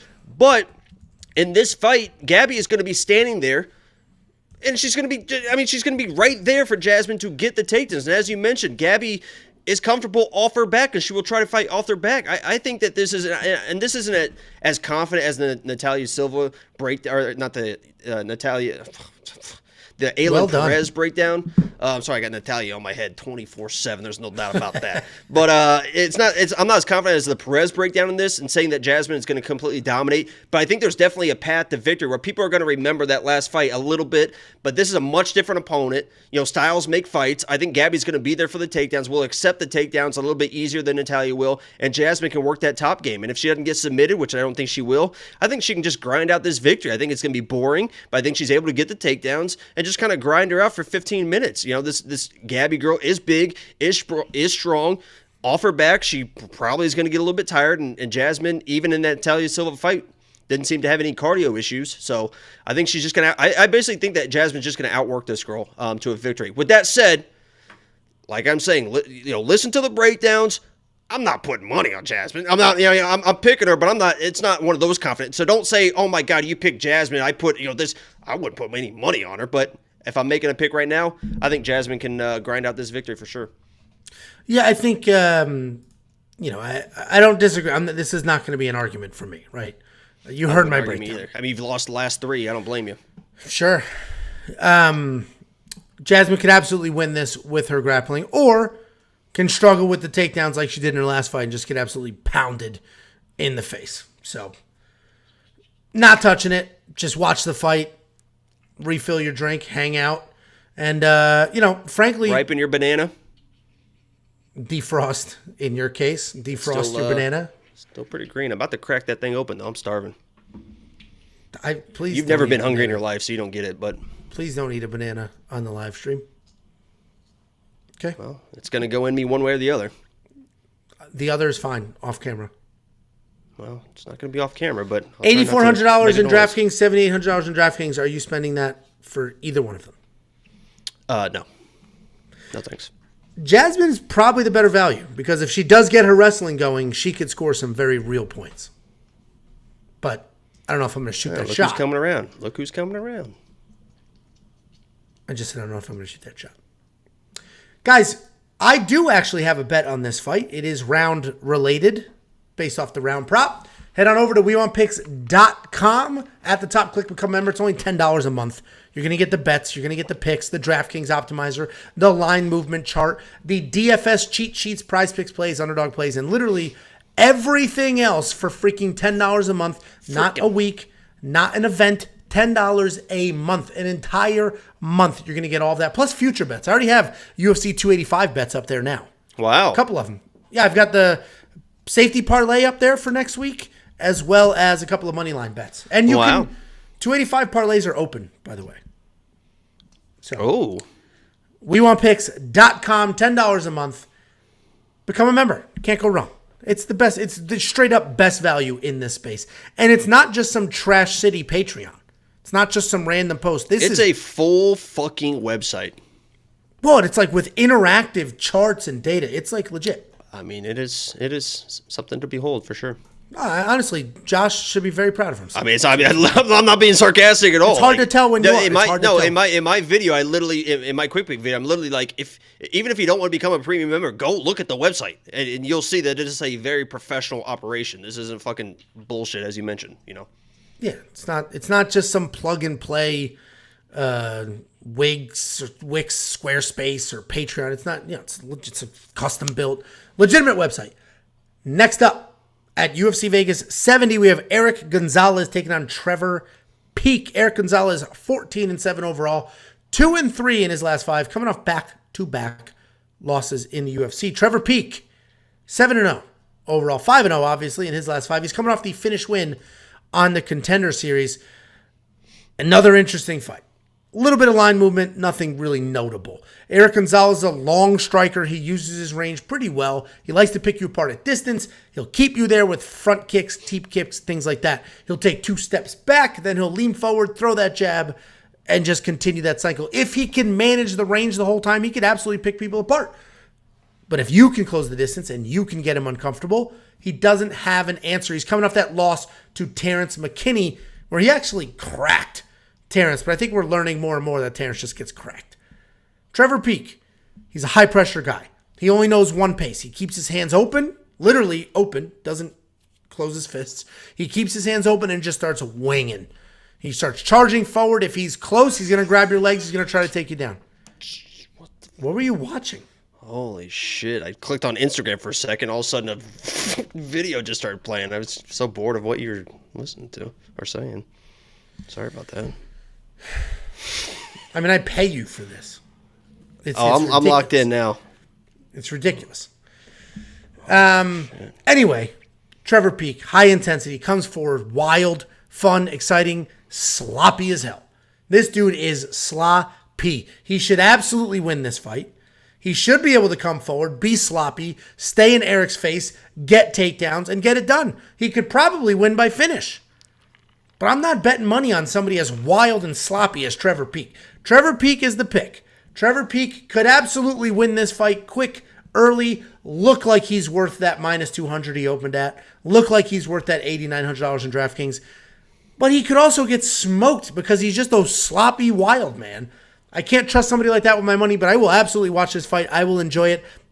Maybe I'll play around with some DraftKings. What do you think? Yeah, I think this is if the O'Day and Charles Johnson fight isn't fight of the night, let's say they just kind of stare at each other, I think this is the fight of the night. I absolutely think this is going to be the fight of the night. I'm a big Erick Gonzalez fan. I mean, he is one of those guys that you just love to watch. I mean, he does everything that you want a fighter to do because he's very well-rounded, but he takes chances, right? You always want those fighters, and, it doesn't really work out, but he does put himself out there, and that's what, we sit here every single weekend and just scream at fighters like, go, do something. Erick Gonzalez, you will never, both these guys, honestly, but you will never have to say to Erick Gonzalez, like, do something. He was knocked out by Jim Miller, but what I'd like to see in that was, he was knocked out by Jim Miller, but when he watched that Terrence McKinney fight, especially early, his hand placement was much different, right? Jim Miller was landing that left hand, and then finally knocked him out with that left hand. All of a sudden, you saw the Terrence McKinney fight come in, and he's got that right hand just glued. He is just glued to his head, like, I am not going to get knocked out again. So it's good that he is making adjustments in his camps, fixing problems, right? And in the Terrence McKinney fight, you saw he fixed the problems. He stuck Terrence McKinney, and then, he got taken down and wrestled and submitted. So I don't know. At this point, he got knocked out. He got submitted. So now he should be good to go, right? Now he's fixed all the problems. So I am going to pick Trevor Peek in this because he did kind of show, his toughness and durability. And I think this is just a durability test. Whoever is the more durable person is going to win. That doesn't mean Erick Gonzalez can't be the more durable fighter, but I've seen him get knocked out where Trevor Peek was getting absolutely demolished and was able to shoot takedowns and stay in that fight. So I think this is the fight of the night. This is definitely, I think, more of a pick'em than anything else. I agree. I'm picking Trevor Peek, but I don't love it. I'm not going to put maybe inside the distance on both these guys type of situation, play both sides. But yeah, it's Trevor Peek. But as you mentioned, he's not a trustworthy guy. There's a lot of fights on this card where we're picking people, we're not betting them, and this is one of those situations. I have that in my notes. I say this show is not just about who we're picking to win and who we're betting on. It's also about who we're not betting on. Jacob and I were very clear. Don't bet Zubaira. Don't bet Tyson Pedro, right?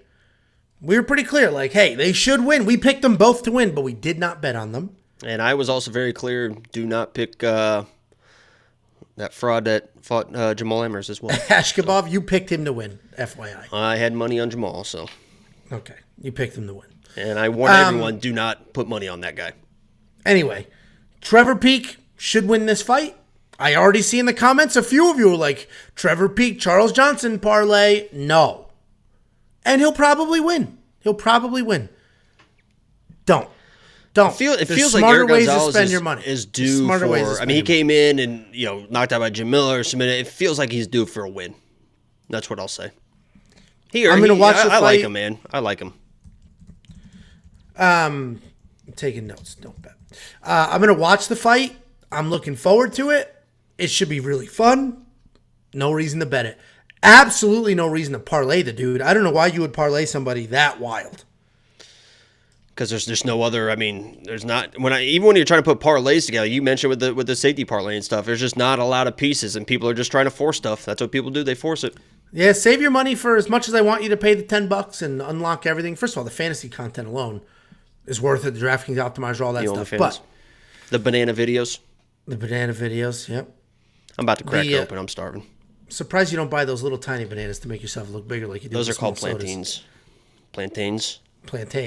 Jackass. Correct me and then say it wrong. A little ASMR. That's actually kind of a good sound, huh? It's not awful, but this is going to be disgusting. Please turn your back when you eat this banana. Huh? Are you going to turn your chair when you eat the banana? Or are you just going to set yourself up? One bite, I'll give you $50. Here, reach down and take that. Reach down and take that. One bite, and first of all, I heard a text noise. I know nobody texted you. Reach down and take that. What? Reach down and take a bite. Hold on, there you go. No, take it. Oh my God, it looks so small in your hands. Thank you. Okay, are we done? I'm moving on. We're done here. Actually, sorry. Are you going to spend the $7,300 in DraftKings? Huh? Are you going to spend the $7,300?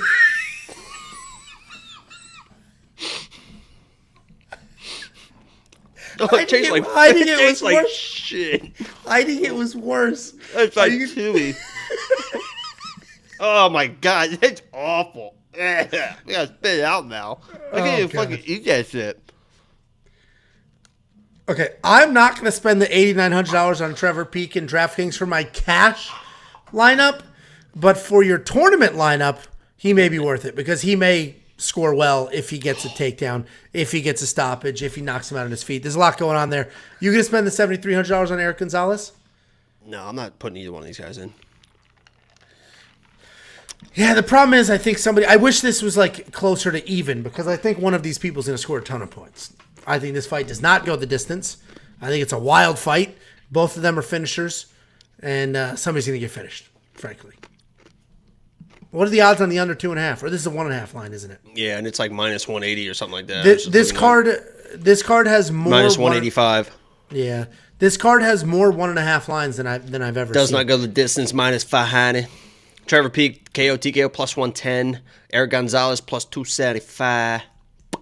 Speaking of round Trevor, lines, plus 200. speaking of round lines, premium members, when you go to the picks page, you'll see all my picks, all Jacob's picks. There's that whole chart where we break down the round lines, over, under. There's the round lines set by the books, and then we say what side we like. Those aren't bets. Those are picks. They're leans. They're not bets. Somebody sent a note saying, hey, I bet every single round line. It's like, no, that's not what those are. Those are just leans. But if you're a premium member, you're just skipping straight to the betting page. Check out the quick picks page because you'll see the picks. And if you already have those, fine. But check out the round lines. Every single fight, we say over or under for every single round. So that give you some ideas, and maybe you can build some parlays off of that. I do have a round line prop parlay for premium members. That felt much safer than a fight parlay, frankly. So head on over to WeWantPicks.com, click Become a Member. It's only $10 a month for all of that. And wait, there's more. But wait, there's more. Next up, at UFC Vegas 70, we have Mike Malott taking on Yohan Lainesse. And I got to be honest, when I made this graphic, I was very surprised that I put 2 Canadian flags on there. I was about to say, I think is this the first Canadian versus Canadian fight? I don't know. It might be. Charles Jourdain, has he fought a Canadian? I just didn't expect Yohan Lainesse to be Canadian. Oh. Well, it says more about you than anything else. So. Anyway, Mike Malott's 8-1 overall, 4-0-1 in his last 5. He's coming off that knockout win over Mickey Gall. Yohan Lainesse is 9-1 overall, 4-1 in his last 5. Coming off that close decision over Darren Weeks. This is one of the scariest favorites on the card, frankly. Mike Malott opened at a minus 235, sitting at minus 210. People seem very, very confident in him. And I understand your confidence in him as a fighter, but this matchup's a little different than most. Mike Malott is a pretty well-rounded guy. He's got some loose striking. He can box. He can kickbox. He does keep his hands low, which makes him a little hittable, but he's pretty technically sound. He manages range well. No specific background, right? He's this new generation of straight-up MMA fighter, so he can wrestle, he can grapple, he can strike. He can do those things. He's Mike Tyson did. He's mostly just like an athlete that's training MMA and learning like me at a decent pace. Just a fucking freak athlete. Yohan Lainesse. And a freak. Yeah, we saw you did that banana. Yohan Lainesse is a grappler. He's a grappler. True to form, he is a grappler. That's his style. But he will come out and he will bang, and he has big, heavy knockout power. His striking is not technical, but there is very real power there, and he will wing heavy punches while charging forward. And as soon as you get comfortable striking with him, he'll shoot a double right up the middle. Once it hits the ground, he's going to work for control. He will pound away. I don't know why Mike Malott's a 2-1 favorite. I really don't. I understand he's going to be the more athletic guy. He'll be faster. He's probably more well-rounded, but he's not the better pure grappler. He will be the better technical striker, but he's not going to have more power. This is a tough fight. This is another one. I would avoid all parlays. I would avoid all of that here. Yohan's probably the better value, but you guys know me. I'm not a value guy. I'm not it's a close fight and this guy should win, so I'll throw money at it. I hate that style of betting, so that's not me personally. No bets here. I'm staying away from this one. I do think Mike Malott will win because of just the raw athleticism. I think there's a lot to be said about an athlete and what they can get themselves through, but these guys are basically the same age, basically the same amount of experience, similar styles, right? Yohan's less technical but more powerful. I mean, the lean's Mike Malott here, but no bet. What do you think, Jake? Yeah, I mean, the biggest question mark, I think you nailed it on everything you said, surprisingly. But I think the biggest question mark is that, Mike has never won a fight outside of the first round. I mean, every single, fight is in the first round, which is I don't know if he's going to finish this guy Yohan in the first round. And then it's like, it's just one of those question marks. It's kind of like the Tyson Pedro thing, right? You don't really know how somebody is going to react until they get in those situations. If you saw Tyson Pedro, it wasn't easy for him. And then dude just absolutely folded. And even against Mickey Gall, by the way, I think that was the lock of the week, Mickey Gall that week. Mickey Gall was, he was touching this dude. This dude was beat and bloodied on his nose. And yeah, he was able to finish Mickey Gall, but Mickey Gall is like Mickey Gall. If Yohan is touching this dude the same way. Yohan hits like an absolute truck, as Angelo mentioned.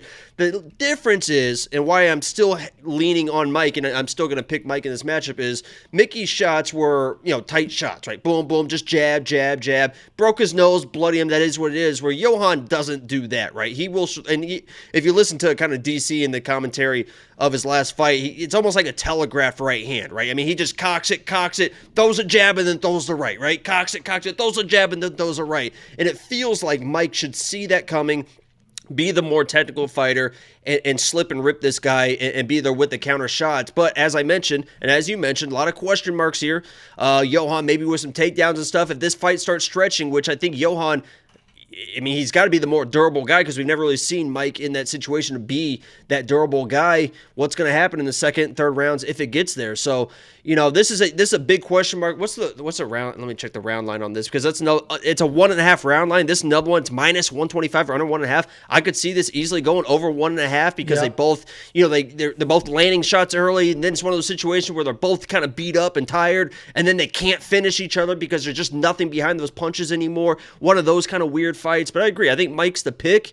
But this is, I was also very surprised when he was that big a favorite. Yohan is going to be very, very live, and there's just too many question marks. It's one of those where it's like, wait until Mike proves it to you in a war before you bet. I said the exact same thing with Tyson Pedro. Let him prove it. You don't have to force money on these guys. Let him prove it. Keep that in mind, and then bet on him next time because people got bit with Tyson Pedro, and they might get bit by Mike in this matchup. Yeah, we're completely aligned here. Completely agree. So again, pick is Mike Malott, but there's no money there. You spending the $9,200?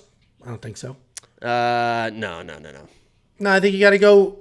I mean, $7,000 for Lainesse, not terrible value. The problem is this fight really could go either way. You're going to spend $7,000 and he could just get put out. I mean, this could be, and I know I've been saying that there's been a few fights that could be fight of the night. This one could end up being an absolute slugfest war. Both these guys tired, bleeding, over a takedown, this and that. One of those crazy back and forth brawls. I hope it is. But yeah, you don't want that if you're if you're betting Mike, you don't want that. This card could be the exact opposite of last week's card. Right. Granted, last week's the undercard was great. The main card was just my god, that was one of the worst. Shit. I was live streaming just like, oh my god. Yeah, this could be the opposite, or at least the main card. This could be a very good main card. This could be one of those. There's some really good matchups on this. There's a really good matchups on this. I think it's a nice little tune-up before 285 for sure. It's what's nice about what we do is, if I was just watching fights and just a regular UFC fan, I wouldn't give a shit about this card at all. Right. But then doing what we do, watching the tape, all of a sudden I care. And then hopefully we do that for you guys, right? You're watching the show. Maybe you're watching because you want to bet. You're watching because you care about the fights. Or maybe you're watching just because you think it's entertaining. Hopefully we're giving you some insight into some of these fights that makes them a little more interesting because they weren't before. Right. I mean, that's literally been my most fun part about doing these shows and breaking down every single fight and spending all day, every Sunday, watching film on every single fight because every fight is now interesting to me. I know what to look for in every single fight, and that's what makes the live stream so fun too, because I will sit here and basically break down the fight as it happens. Like this guy, he's going to do this. This is he can't do it. He's trying to do this, but he's not going to be able to get I absolutely love it, and I enjoy all you guys, and I love it. I love it. I just fucking... Thank you so much. We have a $2 super chat from Gordo Gonzalez, basically asking if PayPal is the only payment option for a premium membership. Right now, the only payment option for premium membership on the website is PayPal. We do have a few other ways. But you can check out as a guest, premium. Right? And just use a card. Yeah, you don't need a PayPal account, right? PayPal is just the vehicle for processing your credit card information. If you don't have a PayPal account, you can just do checkout as guest, put your credit card in there, and it will just process your credit card. You don't need a PayPal account. So it's just the vehicle for processing the payment itself. If you truly can't go to paypal.com, whatever, we do have premium membership here on YouTube. It's more expensive because YouTube takes a fat cut, and you're not going to get the optimizer. You're basically just getting the bets and the picks. You're not getting all the other stuff that is built directly into the website. People can, if you want to do Cash App or Venmo, you have to pay a full year up front, and I'll give you a year at $100. I'll give you a discount. A full year up front, because then that's a manual process. When you do it through the website, we obviously have very expensive software that manages everybody's payments and their active dates and all that stuff. If you want Cash App or Venmo, $100. That's a manual process. The We Want Picks is both the Cash App and the Venmo. Just send your premium account. Go to WeWantPicks.com, click Become a Member. Create the account. Just don't do the payment. Then Cash App or Venmo the $100 with your user ID, and we will manually set you for a year active. So thank you for the $2 super chat. Genuinely appreciated. Next up, at UFC Vegas 70, we have Tatiana Suarez returning after Where's the almost bikini pictures for these? 4 years away. I think Montana De La Rosa it might be literally the prettiest woman in the UFC, period. 100%. Listen, and she's from Fort Worth. Well, I want to say I'm laughing, but she is she is gorgeous. So it's not like I'm like trying to like say she's not gorgeous, but I mean, she's better looking than Amanda Hebos. 100%. Now, Amanda Hebos has that bubbly personality and all that stuff, but no, you're straight up. You're gonna take that back. Okay, you're gonna take that back. You're gonna take that back, or I'll fucking walk off the show. So I'll finish the show without you. You're gonna take that back. Tatiana Suarez is 8-0, undefeated in her career. She does have 4 stoppage wins, and she is coming back after almost 4 years away for cancer. She was diagnosed with cancer. Her and me both. Montana De La Rosa. I mean, I was only out for a week. You weren't even out. It was just happened to be with your face. I would have made you work with the bandage on your face. I mean, look at this. I mean, you said, I mean, it's all I see, Jacob. It's all I see. I mean, this thing is pretty much, I mean, this is my whole personality at this point, too, but it's. No, nope. It's unsightly. It's very unsightly. It's still got a little, you want to touch it? When I come out, you can touch it again next time. I know you've liked to enjoy the progress of Montana De La Rosa is 12-7 overall, 2-1 in her last 5. She's coming off that loss to Macy Barber. You see here, Tatiana Suarez is a massive favorite. Open at a -700, which is huge. Currently at a -800, which is huge. And she's a dominant wrestler, a very real wrestler with very real credentials and accolades. She's very, very good. If you look at her accomplishments, she submitted Alexa Grasso. Alexa Grasso is fighting next week for the belt. She beat Carla Esparza, who's the multiple-time world champion. Tatiana Suarez is very good, has an incredible resume, but we just don't know what 4 years away and cancer is going to do to you. We just don't know. Montana De La Rosa is also a wrestler. She's a high school wrestler, right? She wrestled most of her life and then transitioned to MMA, where Tatiana Suarez is like wrestling internationally. Very different, definitely very different wrestling credentials, but similar, backgrounds, if you will. But Montana's got some decent striking. It's improving. She can get her hands going. She can touch people up. She can be technical. This is just, this breakdown is what it is. Tatiana Suarez is a phenomenal wrestler. Montana De La Rosa is a wrestler. Tatiana Suarez should be able to get the takedowns and beat her up. It's that simple. The odds reflect that. That's exactly what probably happens, what should happen. She is not in the safety parlay. I'll tell you that right now. I just don't. 4 years away is a stupid long time, and Montana De La Rosa is not a bum. She can wrestle, she can strike, she can grapple, she can do all the things. The Macy Barber loss isn't the greatest loss. She didn't look very good in that fight. Tatiana's going to be the pick. Again, no money here because of the price point. If she was a -300 favorite, touching it all day. 700, 800, it's just not there. It's just not there. What do you think, Jakey boy? Yeah, I agree. There's too many question marks, and I think people are seeing the undefeated, dominant wrestler against the 12-7, Montana in this matchup. But as you mentioned, Montana is she knows what she's doing in there. I mean, she is definitely no slouch. If I'm Montana, it basically comes down to if I'm in Montana, and I mentioned in my quick pick video as well, but I'm not training to defend takedowns, right? I don't think she's going to be able to defend takedowns versus Tatiana for 15 minutes. I wouldn't even literally bother training. I would train everything for, and I know we kind of trashed this before, but against somebody like this, I would train everything for guillotines, for front chokes, for off your back triangles, arm bars, and she does have those submissions and stuff. But literally, when you're at that level, right? When it's like when the difference of levels is that clear, and you're gonna get taken down. I would work. I literally would work on just guillotines, front chokes, darces, and again, I would work on all of that stuff because the layoff, She could have some sloppy timing on her takedowns, and that stuff will be there. If you're looking to defend, she can probably get to your hips, and maybe she doesn't get it right away, but then she can kind of methodically work because that's what she does. She's been a wrestler her entire life. But if she's making those sloppy entries in the open mat, and you've been working on those guillotines, and you've been working on that type of stuff, on the scrambles and that type of, that's what I would work on if I was Montana, because you're probably gonna get taken down. You gotta try and win the fight one way or the other. So that's how I would do it. But Tatiana's the play.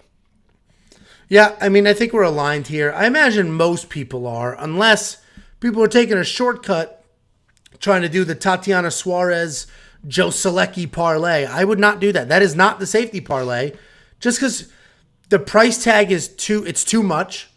And 4 years away, we just don't know. She might come back looking like she should be the rightful champion of this division. This could be baby Khabib right here. I mean, she could come out here and just Nurullo. Absolutely dominate, or we don't know. It's 4 years. She wins this fight, and if these odds were minus 400, she might be in the safety part. You haven't wrestled in 4 years, but you could still beat the shit out of William Knight, couldn't you? I'd out-wrestle William Knight tomorrow after that performance. Tomorrow. And I think he's free.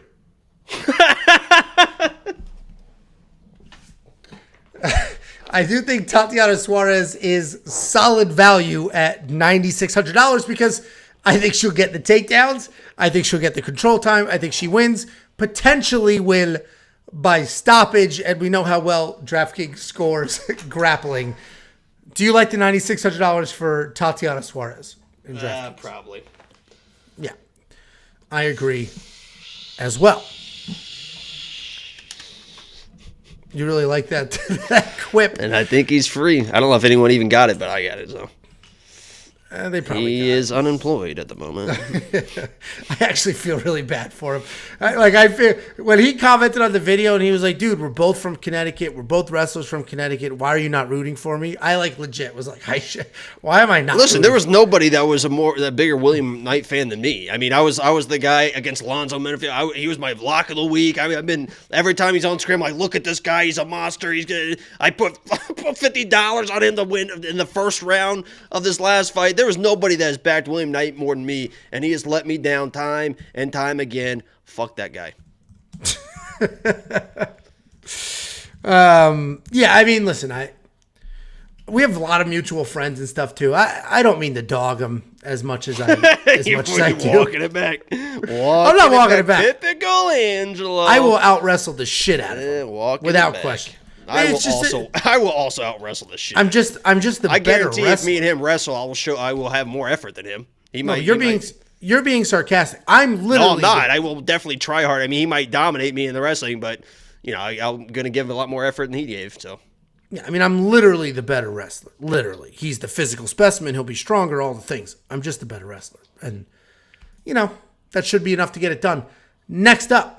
At UFC Vegas 70, we have Augusto Sakai taking on Don'Tale Mayes. Augusto Sakai, 15-5 overall, 1-4 in his last 5. He is riding that 4-fight losing streak. Don'Tale Mayes is 9-4 overall, 2-1 in his last 5, but is more like 2-3 because of an overturned loss. It's an interesting fight. Augusto Sakai, Muay Thai striker. He wants to be close. He wants to fight dirty. He throws heavy. He puts out decent volume. You're not going to see the guy wrestle. He's got one single takedown in the UFC. There's fights where we've seen him that he should have wrestled and didn't. He leaned on you against the cage. He is on that 4-fight skid, and he has no idea how to defend a takedown. The guy gets taken down by everybody. Don'Tale Mayes is 9-4. Not the longest career. Hasn't fought the best opponents. But he's a good boxer. He's got heavy hands. He has solid footwork. He sets up his combinations well. He throws everything with intent. And now we know he can wrestle because 2 fights ago, he had an incredible 6 takedowns against Josh Parisian, and he landed 117 strikes to Josh's 24. He is coming off that loss to Hamdi, where I was all over that. That was my big underdog pick on that card. Wow. Everybody told me I was crazy. He was knocked down. Crazy for picking the Olympic wrestler. I was. He was the underdog, and nobody agreed with me. Absolute. You didn't even pick him. Well, idiot. Anyway, Dontel Mays, I do think he wins this fight. The line movement concerns me a bit. This is the third fight on this card that we've broken down where somebody opened as the favorite and flipped to the underdog. That's a little concerning. But I just think Dontel Mays is going to hit very hard. He's going to have the wrestling if he needs it. Augusto Sakai seems worn out, seems older, seems a little used up. This is not like when we broke down Dan Ige, and he was on his very unfortunate streak. Yeah. Dan Ige had all the tools, fought a different level of competition. Augusto Sakai is losing to a lot of people. Good ones, but a lot of people. Anyway, Dontel Mays is going to be my pick. And, plus money is not a bad spot. What do you think, Jakey boy? Yeah, I'm going to go a little bit of a different direction on this. First of all, I don't know why they keep force-feeding us these heavyweight fights on the main card. This should not be on the main card of any card. This should be a prelim fight. For some reason, they keep putting these...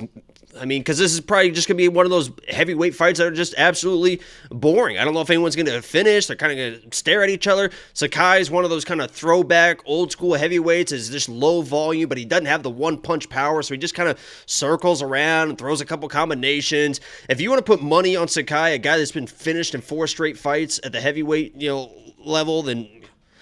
God bless you for it. Dontel Mays, Indiana guy. You see the Indiana State flag on the tattoo right there underneath his left nipple. He also has the Interstate 65. So, I got to go with Dontel Mays. He's Indiana guy. But the play I'm going to go here, or the point I want to make is I'm pretty sure, and somebody can correct me if I'm wrong, I'm pretty sure that Dontel Mays is one of John Jones's main training partners at the moment for Gon. So what I will say is he probably is going to be pretty tuned up, but if Mays comes in and looks fantastic, I think that says a little bit something for the way that John's training camp is going. On the reverse side, if this dude comes in and isn't looking good in the wrestling, isn't looking good in the striking, is getting kind of pieced up by Sakai, that almost is like, this is one of John Jones's main training partners. He's getting pieced up and outboxed by Sakai. What kind of training is John Jones getting? Because Dontel Mays for the last 6-7 weeks or whatever has been gone. He has been gone to John Jones. So if he's coming in looking like shit, that's not a good thing for John Jones coming up next week. So that's one thing to kind of keep in mind, that, if he, the training partner type of situation. So I'm going to pick Dontel Mays because I think he's just the better striker. I think he's a better boxer. I think he's pretty slick. He can keep himself safe for the most part in the striking. I know Hamdi was able to land a couple shots on him, but he stays safe, and I think he's got the boxing to beat a Sakai who, quite frankly, I don't think is just a very good fighter. I mean, he's a decent fighter, but I think Dontel Mays is a play here. But just keep that in mind. If he's starting to look a little bit off, and he's one of John Jones' main training partner, that's the looks that John's getting in camp. So I think obviously there's more than just one guy, but I think that's one of his main guys. It's him and I can picture the other guy, but I can't remember his fucking name. Well, Maurice Green. Yeah, Maurice Green. But I think Dontel's in that. Well, and they're both massive. They're both massive. I mean, Dontel Mays is 6'6". Like that's a big dude. Big, powerful guy that can wrestle. I see you're getting rid of LeBron James there. Is that what the clicks were? $8,300 to $7,900 in DraftKings. It's always risky when you're talking about a cash lineup. So if you go to WeWantPicks.com and you're a premium member, we have a bunch of different DraftKings content. We have cash breakdowns where who you should put in your cash lineups. Cash lineups should be a little safer, right? You're just looking to get 6 wins. You're looking to score some real points, and you can make some money in most cash games, single entry games. Tournament plays, these two guys, there's going to be some spots for both of them, especially Dontel Mays at the $7,900 price point. Especially once we release our ownership projections, which the last 2 weeks in a row have been the best DraftKings ownership projections in the game, period. They are our own proprietary number. We get 5 or 6 different sources, then we have a stats guy that takes those and he weights them, and then he puts together some formulas and we come up with our own number, and they've been absolutely crushing. So if you're a premium member, you're working DraftKings, if you're a tournament person, check out the Tournament Insight. We rank the fighters by salary. We have a leverage calculation and the optimizer. If you like cash games, I would avoid these guys in cash games because you're looking for wins. And this is, while I think Dontel Mays wins, and whoever wins likely scores well, there's a lot that could go wrong in this fight for you, and you could put up a half a point or no points in DraftKings. With all of that being said, Jakey boy, you spend the $7,900 on Dontel. Yeah, no. I didn't think so. All right, so we're aligned yet again. Next up at UFC Vegas 70. Every time I do next up, my Amazon, the ALEXA, hears me and then goes, like listening. Anyway, next up, we have the co-main event of the evening. We have Andre Muniz taking on Brendan Allen. Andre Muniz, 23-4. Overall, 5-0 in his last 5. He has not lost a fight since 2016. Brendan Allen, 20-5 overall. 4-1 in his last 5. He is riding a nice 3-fight win streak. Before I jump all the way into this, I can't pick a Brendan Allen fight right to save my life. I pick him to beat Chris Curtis. I picked, I think, every single one right. I picked him to lose against Chris Curtis and then beat everyone else, basically. So. Well, then whoever Jacob has here, that's where we're going to go because I thought he was going to beat Chris Curtis. Didn't happen. I thought he was going to lose to Jacob Malkoun. Didn't happen. What was his last fight? Jocko. Smoked him. I thought he was going to lose to Jotko. Didn't happen. I thought he was going to beat Puna Heel. No, lose to Puna Heel. Didn't happen. So I'm not getting Brendan Allen fights correct here. But anyway, Andre Muniz is a BJJ killer. He is not a BJJ nerd. I think we can agree on that. He will actually strike. He's got some technical striking. He will shoot takedowns. He's got some decent takedowns. You will not see a butt scoot. You will not see a guard pull. And he can win a fight if it doesn't go to the ground at all. He's dangerous. He's been absolutely crushing people. He just had that decision win over Uriah Hall where he had 3 takedowns. Brendan Allen is an interesting guy because he is a BJJ black belt, but nowhere near the same level as Andre Muniz. So, yes, a black belt, but not the same level black belt. He's a solid striker, got some solid takedowns, pretty well-rounded. But what's interesting about him is he started his career as basically just a grappler. Then he moved over to not Fortis, Sanford MMA, and he became basically just a striker. Saw like 4 fights in a row. All he did was strike. Then Chris Curtis put his lights out, and now he seems to actually be the well-rounded guy. He's grappling and striking. He's mixing it. It literally took him to get knocked out before he's like, okay, I'm not a striker. Let me work all these things together. That's what makes this so tough. I'll tell you right now, Andre Muniz is not in the safety parlay as well. I do think he wins this fight. I don't have a compelling reason not to pick against him other than Brendan Allen just seems to win these fights. That's the only doubt I really have. But skill-wise, Andre could probably hang with the striking. Andre can wrestle as well. Andre's got the much better jiu-jitsu. He's more dangerous. So Andre Muniz is going to be the pick. But Brendan Allen manages to win these freaking fights. It's crazy. He is talented. He is well-rounded. He is well-coached. And anything's possible here. 27-33. 33 is not over the hill, but this could be Brendan Allen falling into his own, or this could just be, Andre Muniz, that's the guy that ripped off Jacare's leg. That's how freaking good this guy is. So Andre Muniz is going to be the pick, and maybe I'm a little scared of my own shadow here, so no bet. But what do you think, Jakey boy? Yeah, I'm a big Brendan Allen fan, so take that as you will in this fight. But I think this is a great fight. I think this is a back-and-forth fight. I am going to pick Andre Muniz in this matchup, but I see it going this way. And I mentioned in my quick pick video, too, that Brendan Allen's jiu-jitsu is either going to win him this fight or lose him this fight. And when I say that, I mean that he trusts his jiu-jitsu, right? So he is not going to be scared of the takedown. Most people, and you saw kind of with the Uriah Hall, which Uriah Hall is what it is, but a lot of people when they fight Andre will just kind of be waiting for the takedown because they're just so scared of his top game and his jiu-jitsu that they're just kind of waiting. They can't get off their own offense. So he can kind of look good in the striking because he's walking people down because they're waiting for the shot, and he can kind of do what he wants in between taking those shots. And when he gets the shots, he has very good top pressure. Brendan Allen trusts his jiu-jitsu enough, or I got to think he trusts his jiu-jitsu enough that he's not going to be scared of the takedown because he thinks I can either defend the takedown or win sweeps, get back to my feet, or even win sweeps and get top position against this guy.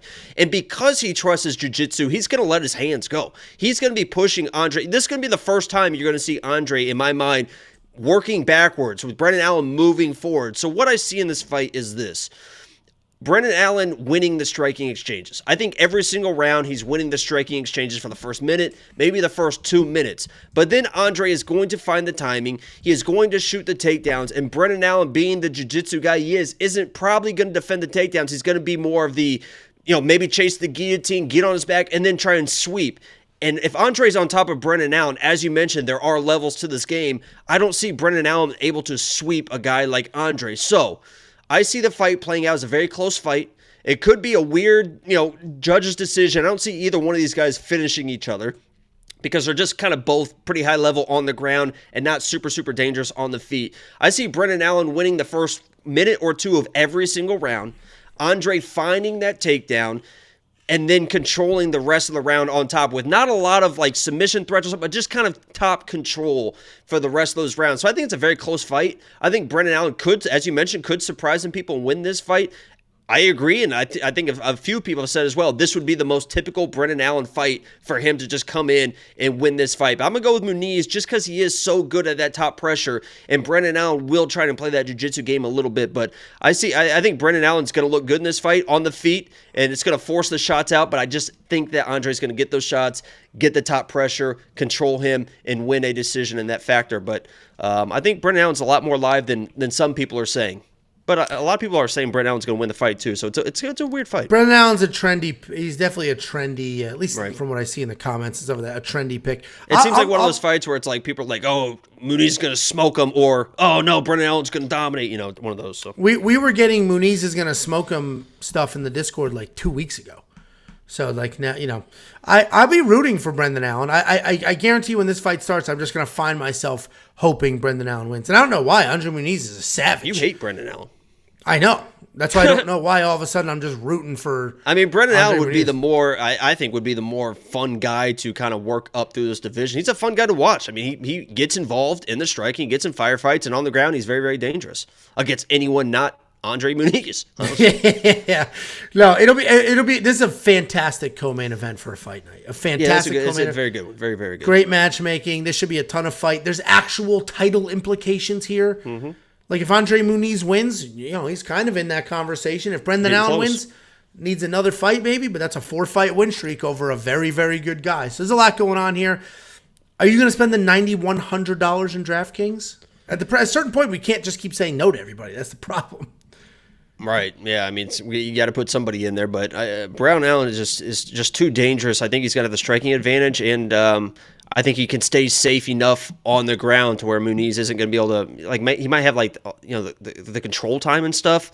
But Muniz is one of those guys. And once he gets you down, he holds you down. So there's not going to be a lot of takedowns. If he gets a takedown, he's probably going to stay on top. So it's not like he's going to rattle off 6, 7, 8 takedowns. I wouldn't think, but it's a tough one. DraftKings is going to be interesting this week. Yeah, for sure. I'm not going to spend the $9,100 on Muniz, I don't think. Especially when you can get, Joe Solecki at that ridiculous price point. Tatiana Suarez, potentially worth her ridiculous price point. Where Andre Muniz, he scores like 0 points whatsoever in the striking because he's so low volume. He may get a takedown, some control time, but probably not a finish. Did this really open as a pick'em? That's crazy. It did, yeah. It did. And then the line shot off. So I think Brendan Allen at $7,100 is definitely the better DraftKings value for both cash and tournament play. We do have a $4.99 super chat from Choke on Funny. Angelo, have you gotten involved in the UFC DraftKings Rainmakers? Are you familiar with what that is? Real opportunity there if you know your stuff. I have not done it. That's the NFT. You build lineups with NFT or something to that effect. I have not gotten involved in that. Not a big NFT guy, but definitely appreciate the super chat. And maybe I'll have to give it a quick look. Because when DraftKings on weeks like this and last week is tougher because it's people who do it consistently, right? It's the normal people in there every week trying to win, trying to make money. If you do DraftKings next week at UFC 285, my go-to move is 50-50s and double ups for the big tournaments. For the big pay-per-views. Because there's a lot of regular people that just show up once a month for the pay-per-views. And you get some opportunities there. If you need some tools to help you build a winning lineup, WeOwnPicks.com. Become a member. It's only $10. You get the Optimizer. The Optimizer will literally build lineups for you. It'll build 1, 2, 150. You click a couple of buttons. Bang. Here's your lineup. Next up, at UFC Vegas 70, we have the main event of the evening. We have Nikita Krylov taking on Ryan Spann. Nikita Krylov's 29-9 overall, 3-2 in his last 5, coming off the grappling heavy win over Volkan Ozdemir. Ryan Spann is 21-7 overall. He's 3-2 in his last 5. He's coming off that just insane knockout over Dominic Reyes. And I say insane because it wasn't like the biggest punch of all time, and Dominic Reyes just died right there. And this is an interesting main event. It's a tight fight. You see the line movement is slightly starting to, favor Nikita a little more than he already opened as. Nikita's a well-rounded guy, good wrestling, good striking, good forward pressure. He mixes his striking and wrestling really well. You can say he's got some low fight IQ moments with a couple of things he did when he fought, what the hell was his name? Paul Craig. Definitely not the highest of fight IQ in that fight, but well-rounded guy, can really make things happen. He's coming off that win over Volkan Ozdemir where he had 7 takedowns. Ryan Spann is just a beast. He's beast. He's big as hell. He's 6'5". He's jacked. 79-inch reach, which that 79-inch reach not going to matter in this fight because Nikita Krylov also has stupid long I measured reach. my reach on the stream, and it's I have it. I think it was like 74 inches, something like that. Is it really? Yeah, it's long. I have long arms. You do have long. You scratch your knees standing up. 72. Sorry, 72. 6 foot. Yeah, I was gonna say 6 foot. No, it's 70. It was 70. Hold on. That's crazy because you're only 5'7", so that's like ridiculously disproportionately long arms. It's. I have short arms compared to my height is the issue. Yeah, I bet you do. All right. Anyway, Ryan Spann. Oh, it is 74. It was 74. Yeah. Wow. You just gave yourself 4 inches there real quick. Congratulations. Ryan Spann hits like a freight train. He hits hard as hell. He has 8 UFC wins by stoppage, but it's not just all power. He wrestles. He averages more than 1 takedown per fight, and he's coming off that knockout over Dominic Reyes. It was basically a jab. But this dude has a ton of submissions, couple of knockouts, doesn't really get out of the first round very often. Dangerous as hell. Not the fastest guy in the division. Okay takedown defense, okay takedown offense. His takedown defense is literally 50%. I like Nikita Krylov in this fight. He's definitely the less dangerous of the two guys. But I think if he fights Ryan Spann the same way he fought Volkan Ozdemir, gets the takedowns, sticks with that game plan, he'll wear out Ryan, and Ryan's going to lose that power, once we get to the second, third round. That power's going to be gone. So I like Nikita Krylov here. Sketchy fight for sure. What do you think? Yeah, definitely. I think this is, I don't want to say it's a coin toss because as you mentioned, if this gets out of the first round, it's definitely going to trend heavy in Krylov. So if you're a Krylov fan, you almost hope that Ryan Spann, I don't want to say beats this guy up, but looks good in the first round. And then it would almost be like if Krylov flips to a dog, live bet situation, because Ryan Spann, like I talked about Mike Malott earlier, hasn't been out of the first round in his last 5 fights. And yes, he has been out of the first round in other fights and stuff, but that's a long trend when you haven't been out of the first round in a long time. And the level of competition, I think you mentioned as well, who these people are losing to. Krylov, the top, tippy-top champs, former champs, interim champs, Ryan Spann, Johnny Walker, Anthony Smith. It just seems like when people are facing people they should beat, Krylov is beating all of them, where Ryan Spann is kind of struggling in those moments to beat people that he should be, because he is a very, very good guy. As you mentioned, he's got the power, he's got the ground game, he's got good slick jiu-jitsu. If people shooting, he's got that crazy guillotine as well. But with that said, this almost feels like, you mentioned with Brandon Allen, it feels like a fight that Brandon Allen just might win. This feels like a fight that Ryan Spann just going to pull out and win. But I can't trust feelings like that, right? Krylov, we've seen him be able to push pressure, break people down, just relentless with that pressure. And I think that's how he gets it done against Ryan Spann. But this round line, and correct me if I'm wrong, the 1.5. It's crazy.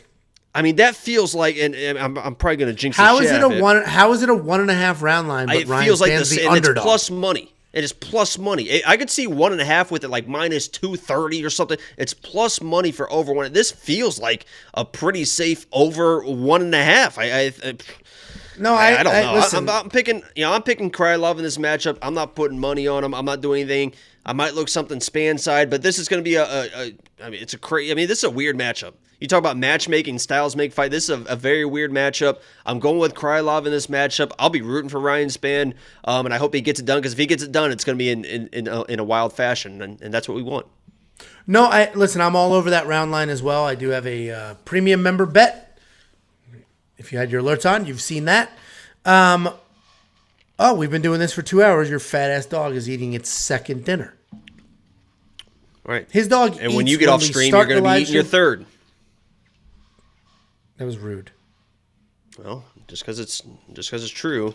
True rude. Can be rude. So anyway, I just heard a door close and it scared the crap out of me. But I see my daughter just because Tiffany's not home, and I see Avery got up. That scared me. I thought I was getting robbed.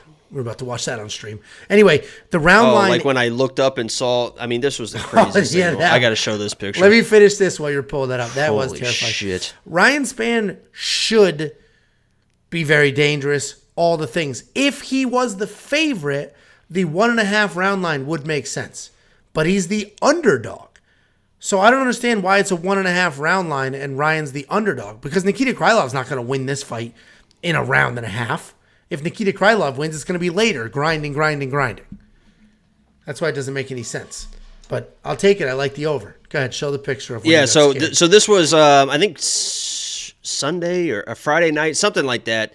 I was playing Xbox with my friends, having a few, whatever, a little bit inebriated in different ways. I'm sitting at I sit here, I was playing my Xbox, and I looked up, and the backstory behind this, you guys already saw the shirt. I had these shirts up drying. I said shirts multiple. I did buy a couple just to make sure that they came in the right way. The other three are crusted up under the bed. So I looked up, and the light's on in the hallway, and this is what I see over the top of my monitor. I mean, that's my monitor, you see. It was her face, and it looked like somebody was just standing in my hallway, and it was the most it was one of those situations where I looked up like this, like, oh my God, it looked like somebody was just standing. I mean, it just, holy shit, it was incredible. It's not really focusing, but you just see her face just right over the top of my monitor. It was absolutely terrifying. Not that you're terrifying, Amanda, but. No, when you sent me that, I could picture, like, oh my God. Yeah, I was like, oh, shit. Because I was not in the right frame of mind as well. And it's just the face, and you live in a very dark, lonely corner. So, like, to see a face when there hasn't been a human being in that apartment other than you in, 2 years. You think so? No, I don't think so.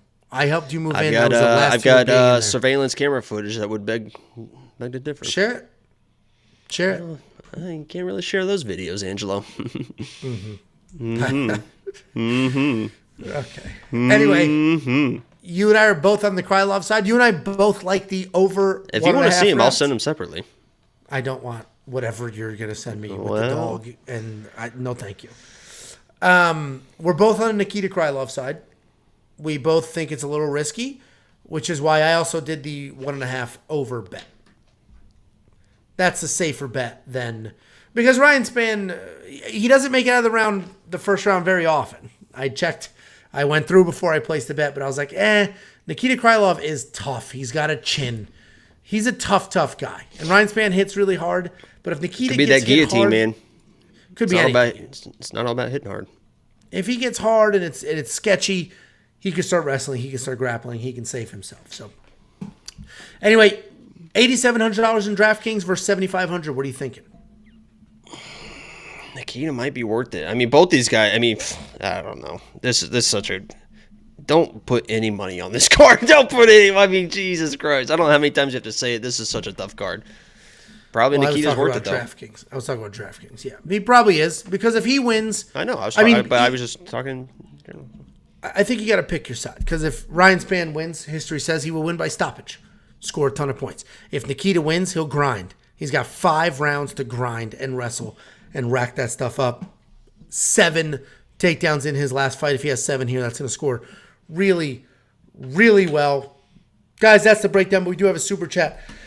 $19.99 from Choke on Funny. He's going back to the Rainmakers. You buy the NFTs of fighters you want, and you use them to make a lineup, win cash in contests, or play the market, and you buy and sell the cards to other players. You own the player for the year. I'm in $50K and have returned 24 so far. Jesus. So you lost $26K. Did I do that math correct? Thank you very much for the super chat. No, I will check that out. That does sound interesting. It could be a cool dynamic. It's I don't know. I'll look it up. I'm not going to ask you a question on the live stream right now. I'll look it up. Or if you're a premium member, call in on Thursday's live stream call-in show. Massive success. Guys, don't forget, become a premium member. I plugged it enough. You heard the spiel. You get the pitch. You know what you're going to get. Literally everything. Picks, bets, DraftKings Optimizer, fantasy plays. Full slates for DraftKings and FanDuel. We break down the salary ranges. We rank them by salary, provide the best underdogs, the best favorite, all of that stuff for both DraftKings and FanDuel. Just the content is unreal. It's $10 a month. There's literally no reason to sign up for anybody else's at all. We're at $10. There's no tiers, no weird games, all sorts of interactive charts and things like that. No, we've built something special here. I don't want no scrub. Scrub is a guy that can't get no love from me. Hanging on the passenger side of his best friend's drive, trying to holler at me. I don't want no scrub. I don't know why that came in my head, but it's a great song. If you want $50, rest in peace, Lisa. $50, head on over to wewantpicks.com/bet. Sign up with any one of our betting partners using our links. Make a deposit. I will send you $50 as a thank you. That's wewantpicks.com/bets. Use the link. It's affiliate marketing. They pay us. I pay you. Very, very simple. And we have some cool merch at shop.wewantpicks.com. Jacob, anything to add before I shut this down and go check on my daughter who has not made it back to her bed yet? Nope. Lock of the week video. And I swear to God, if we get screwed again, we should be on a 2-fight winning. I mean, it's. I'm actually with you.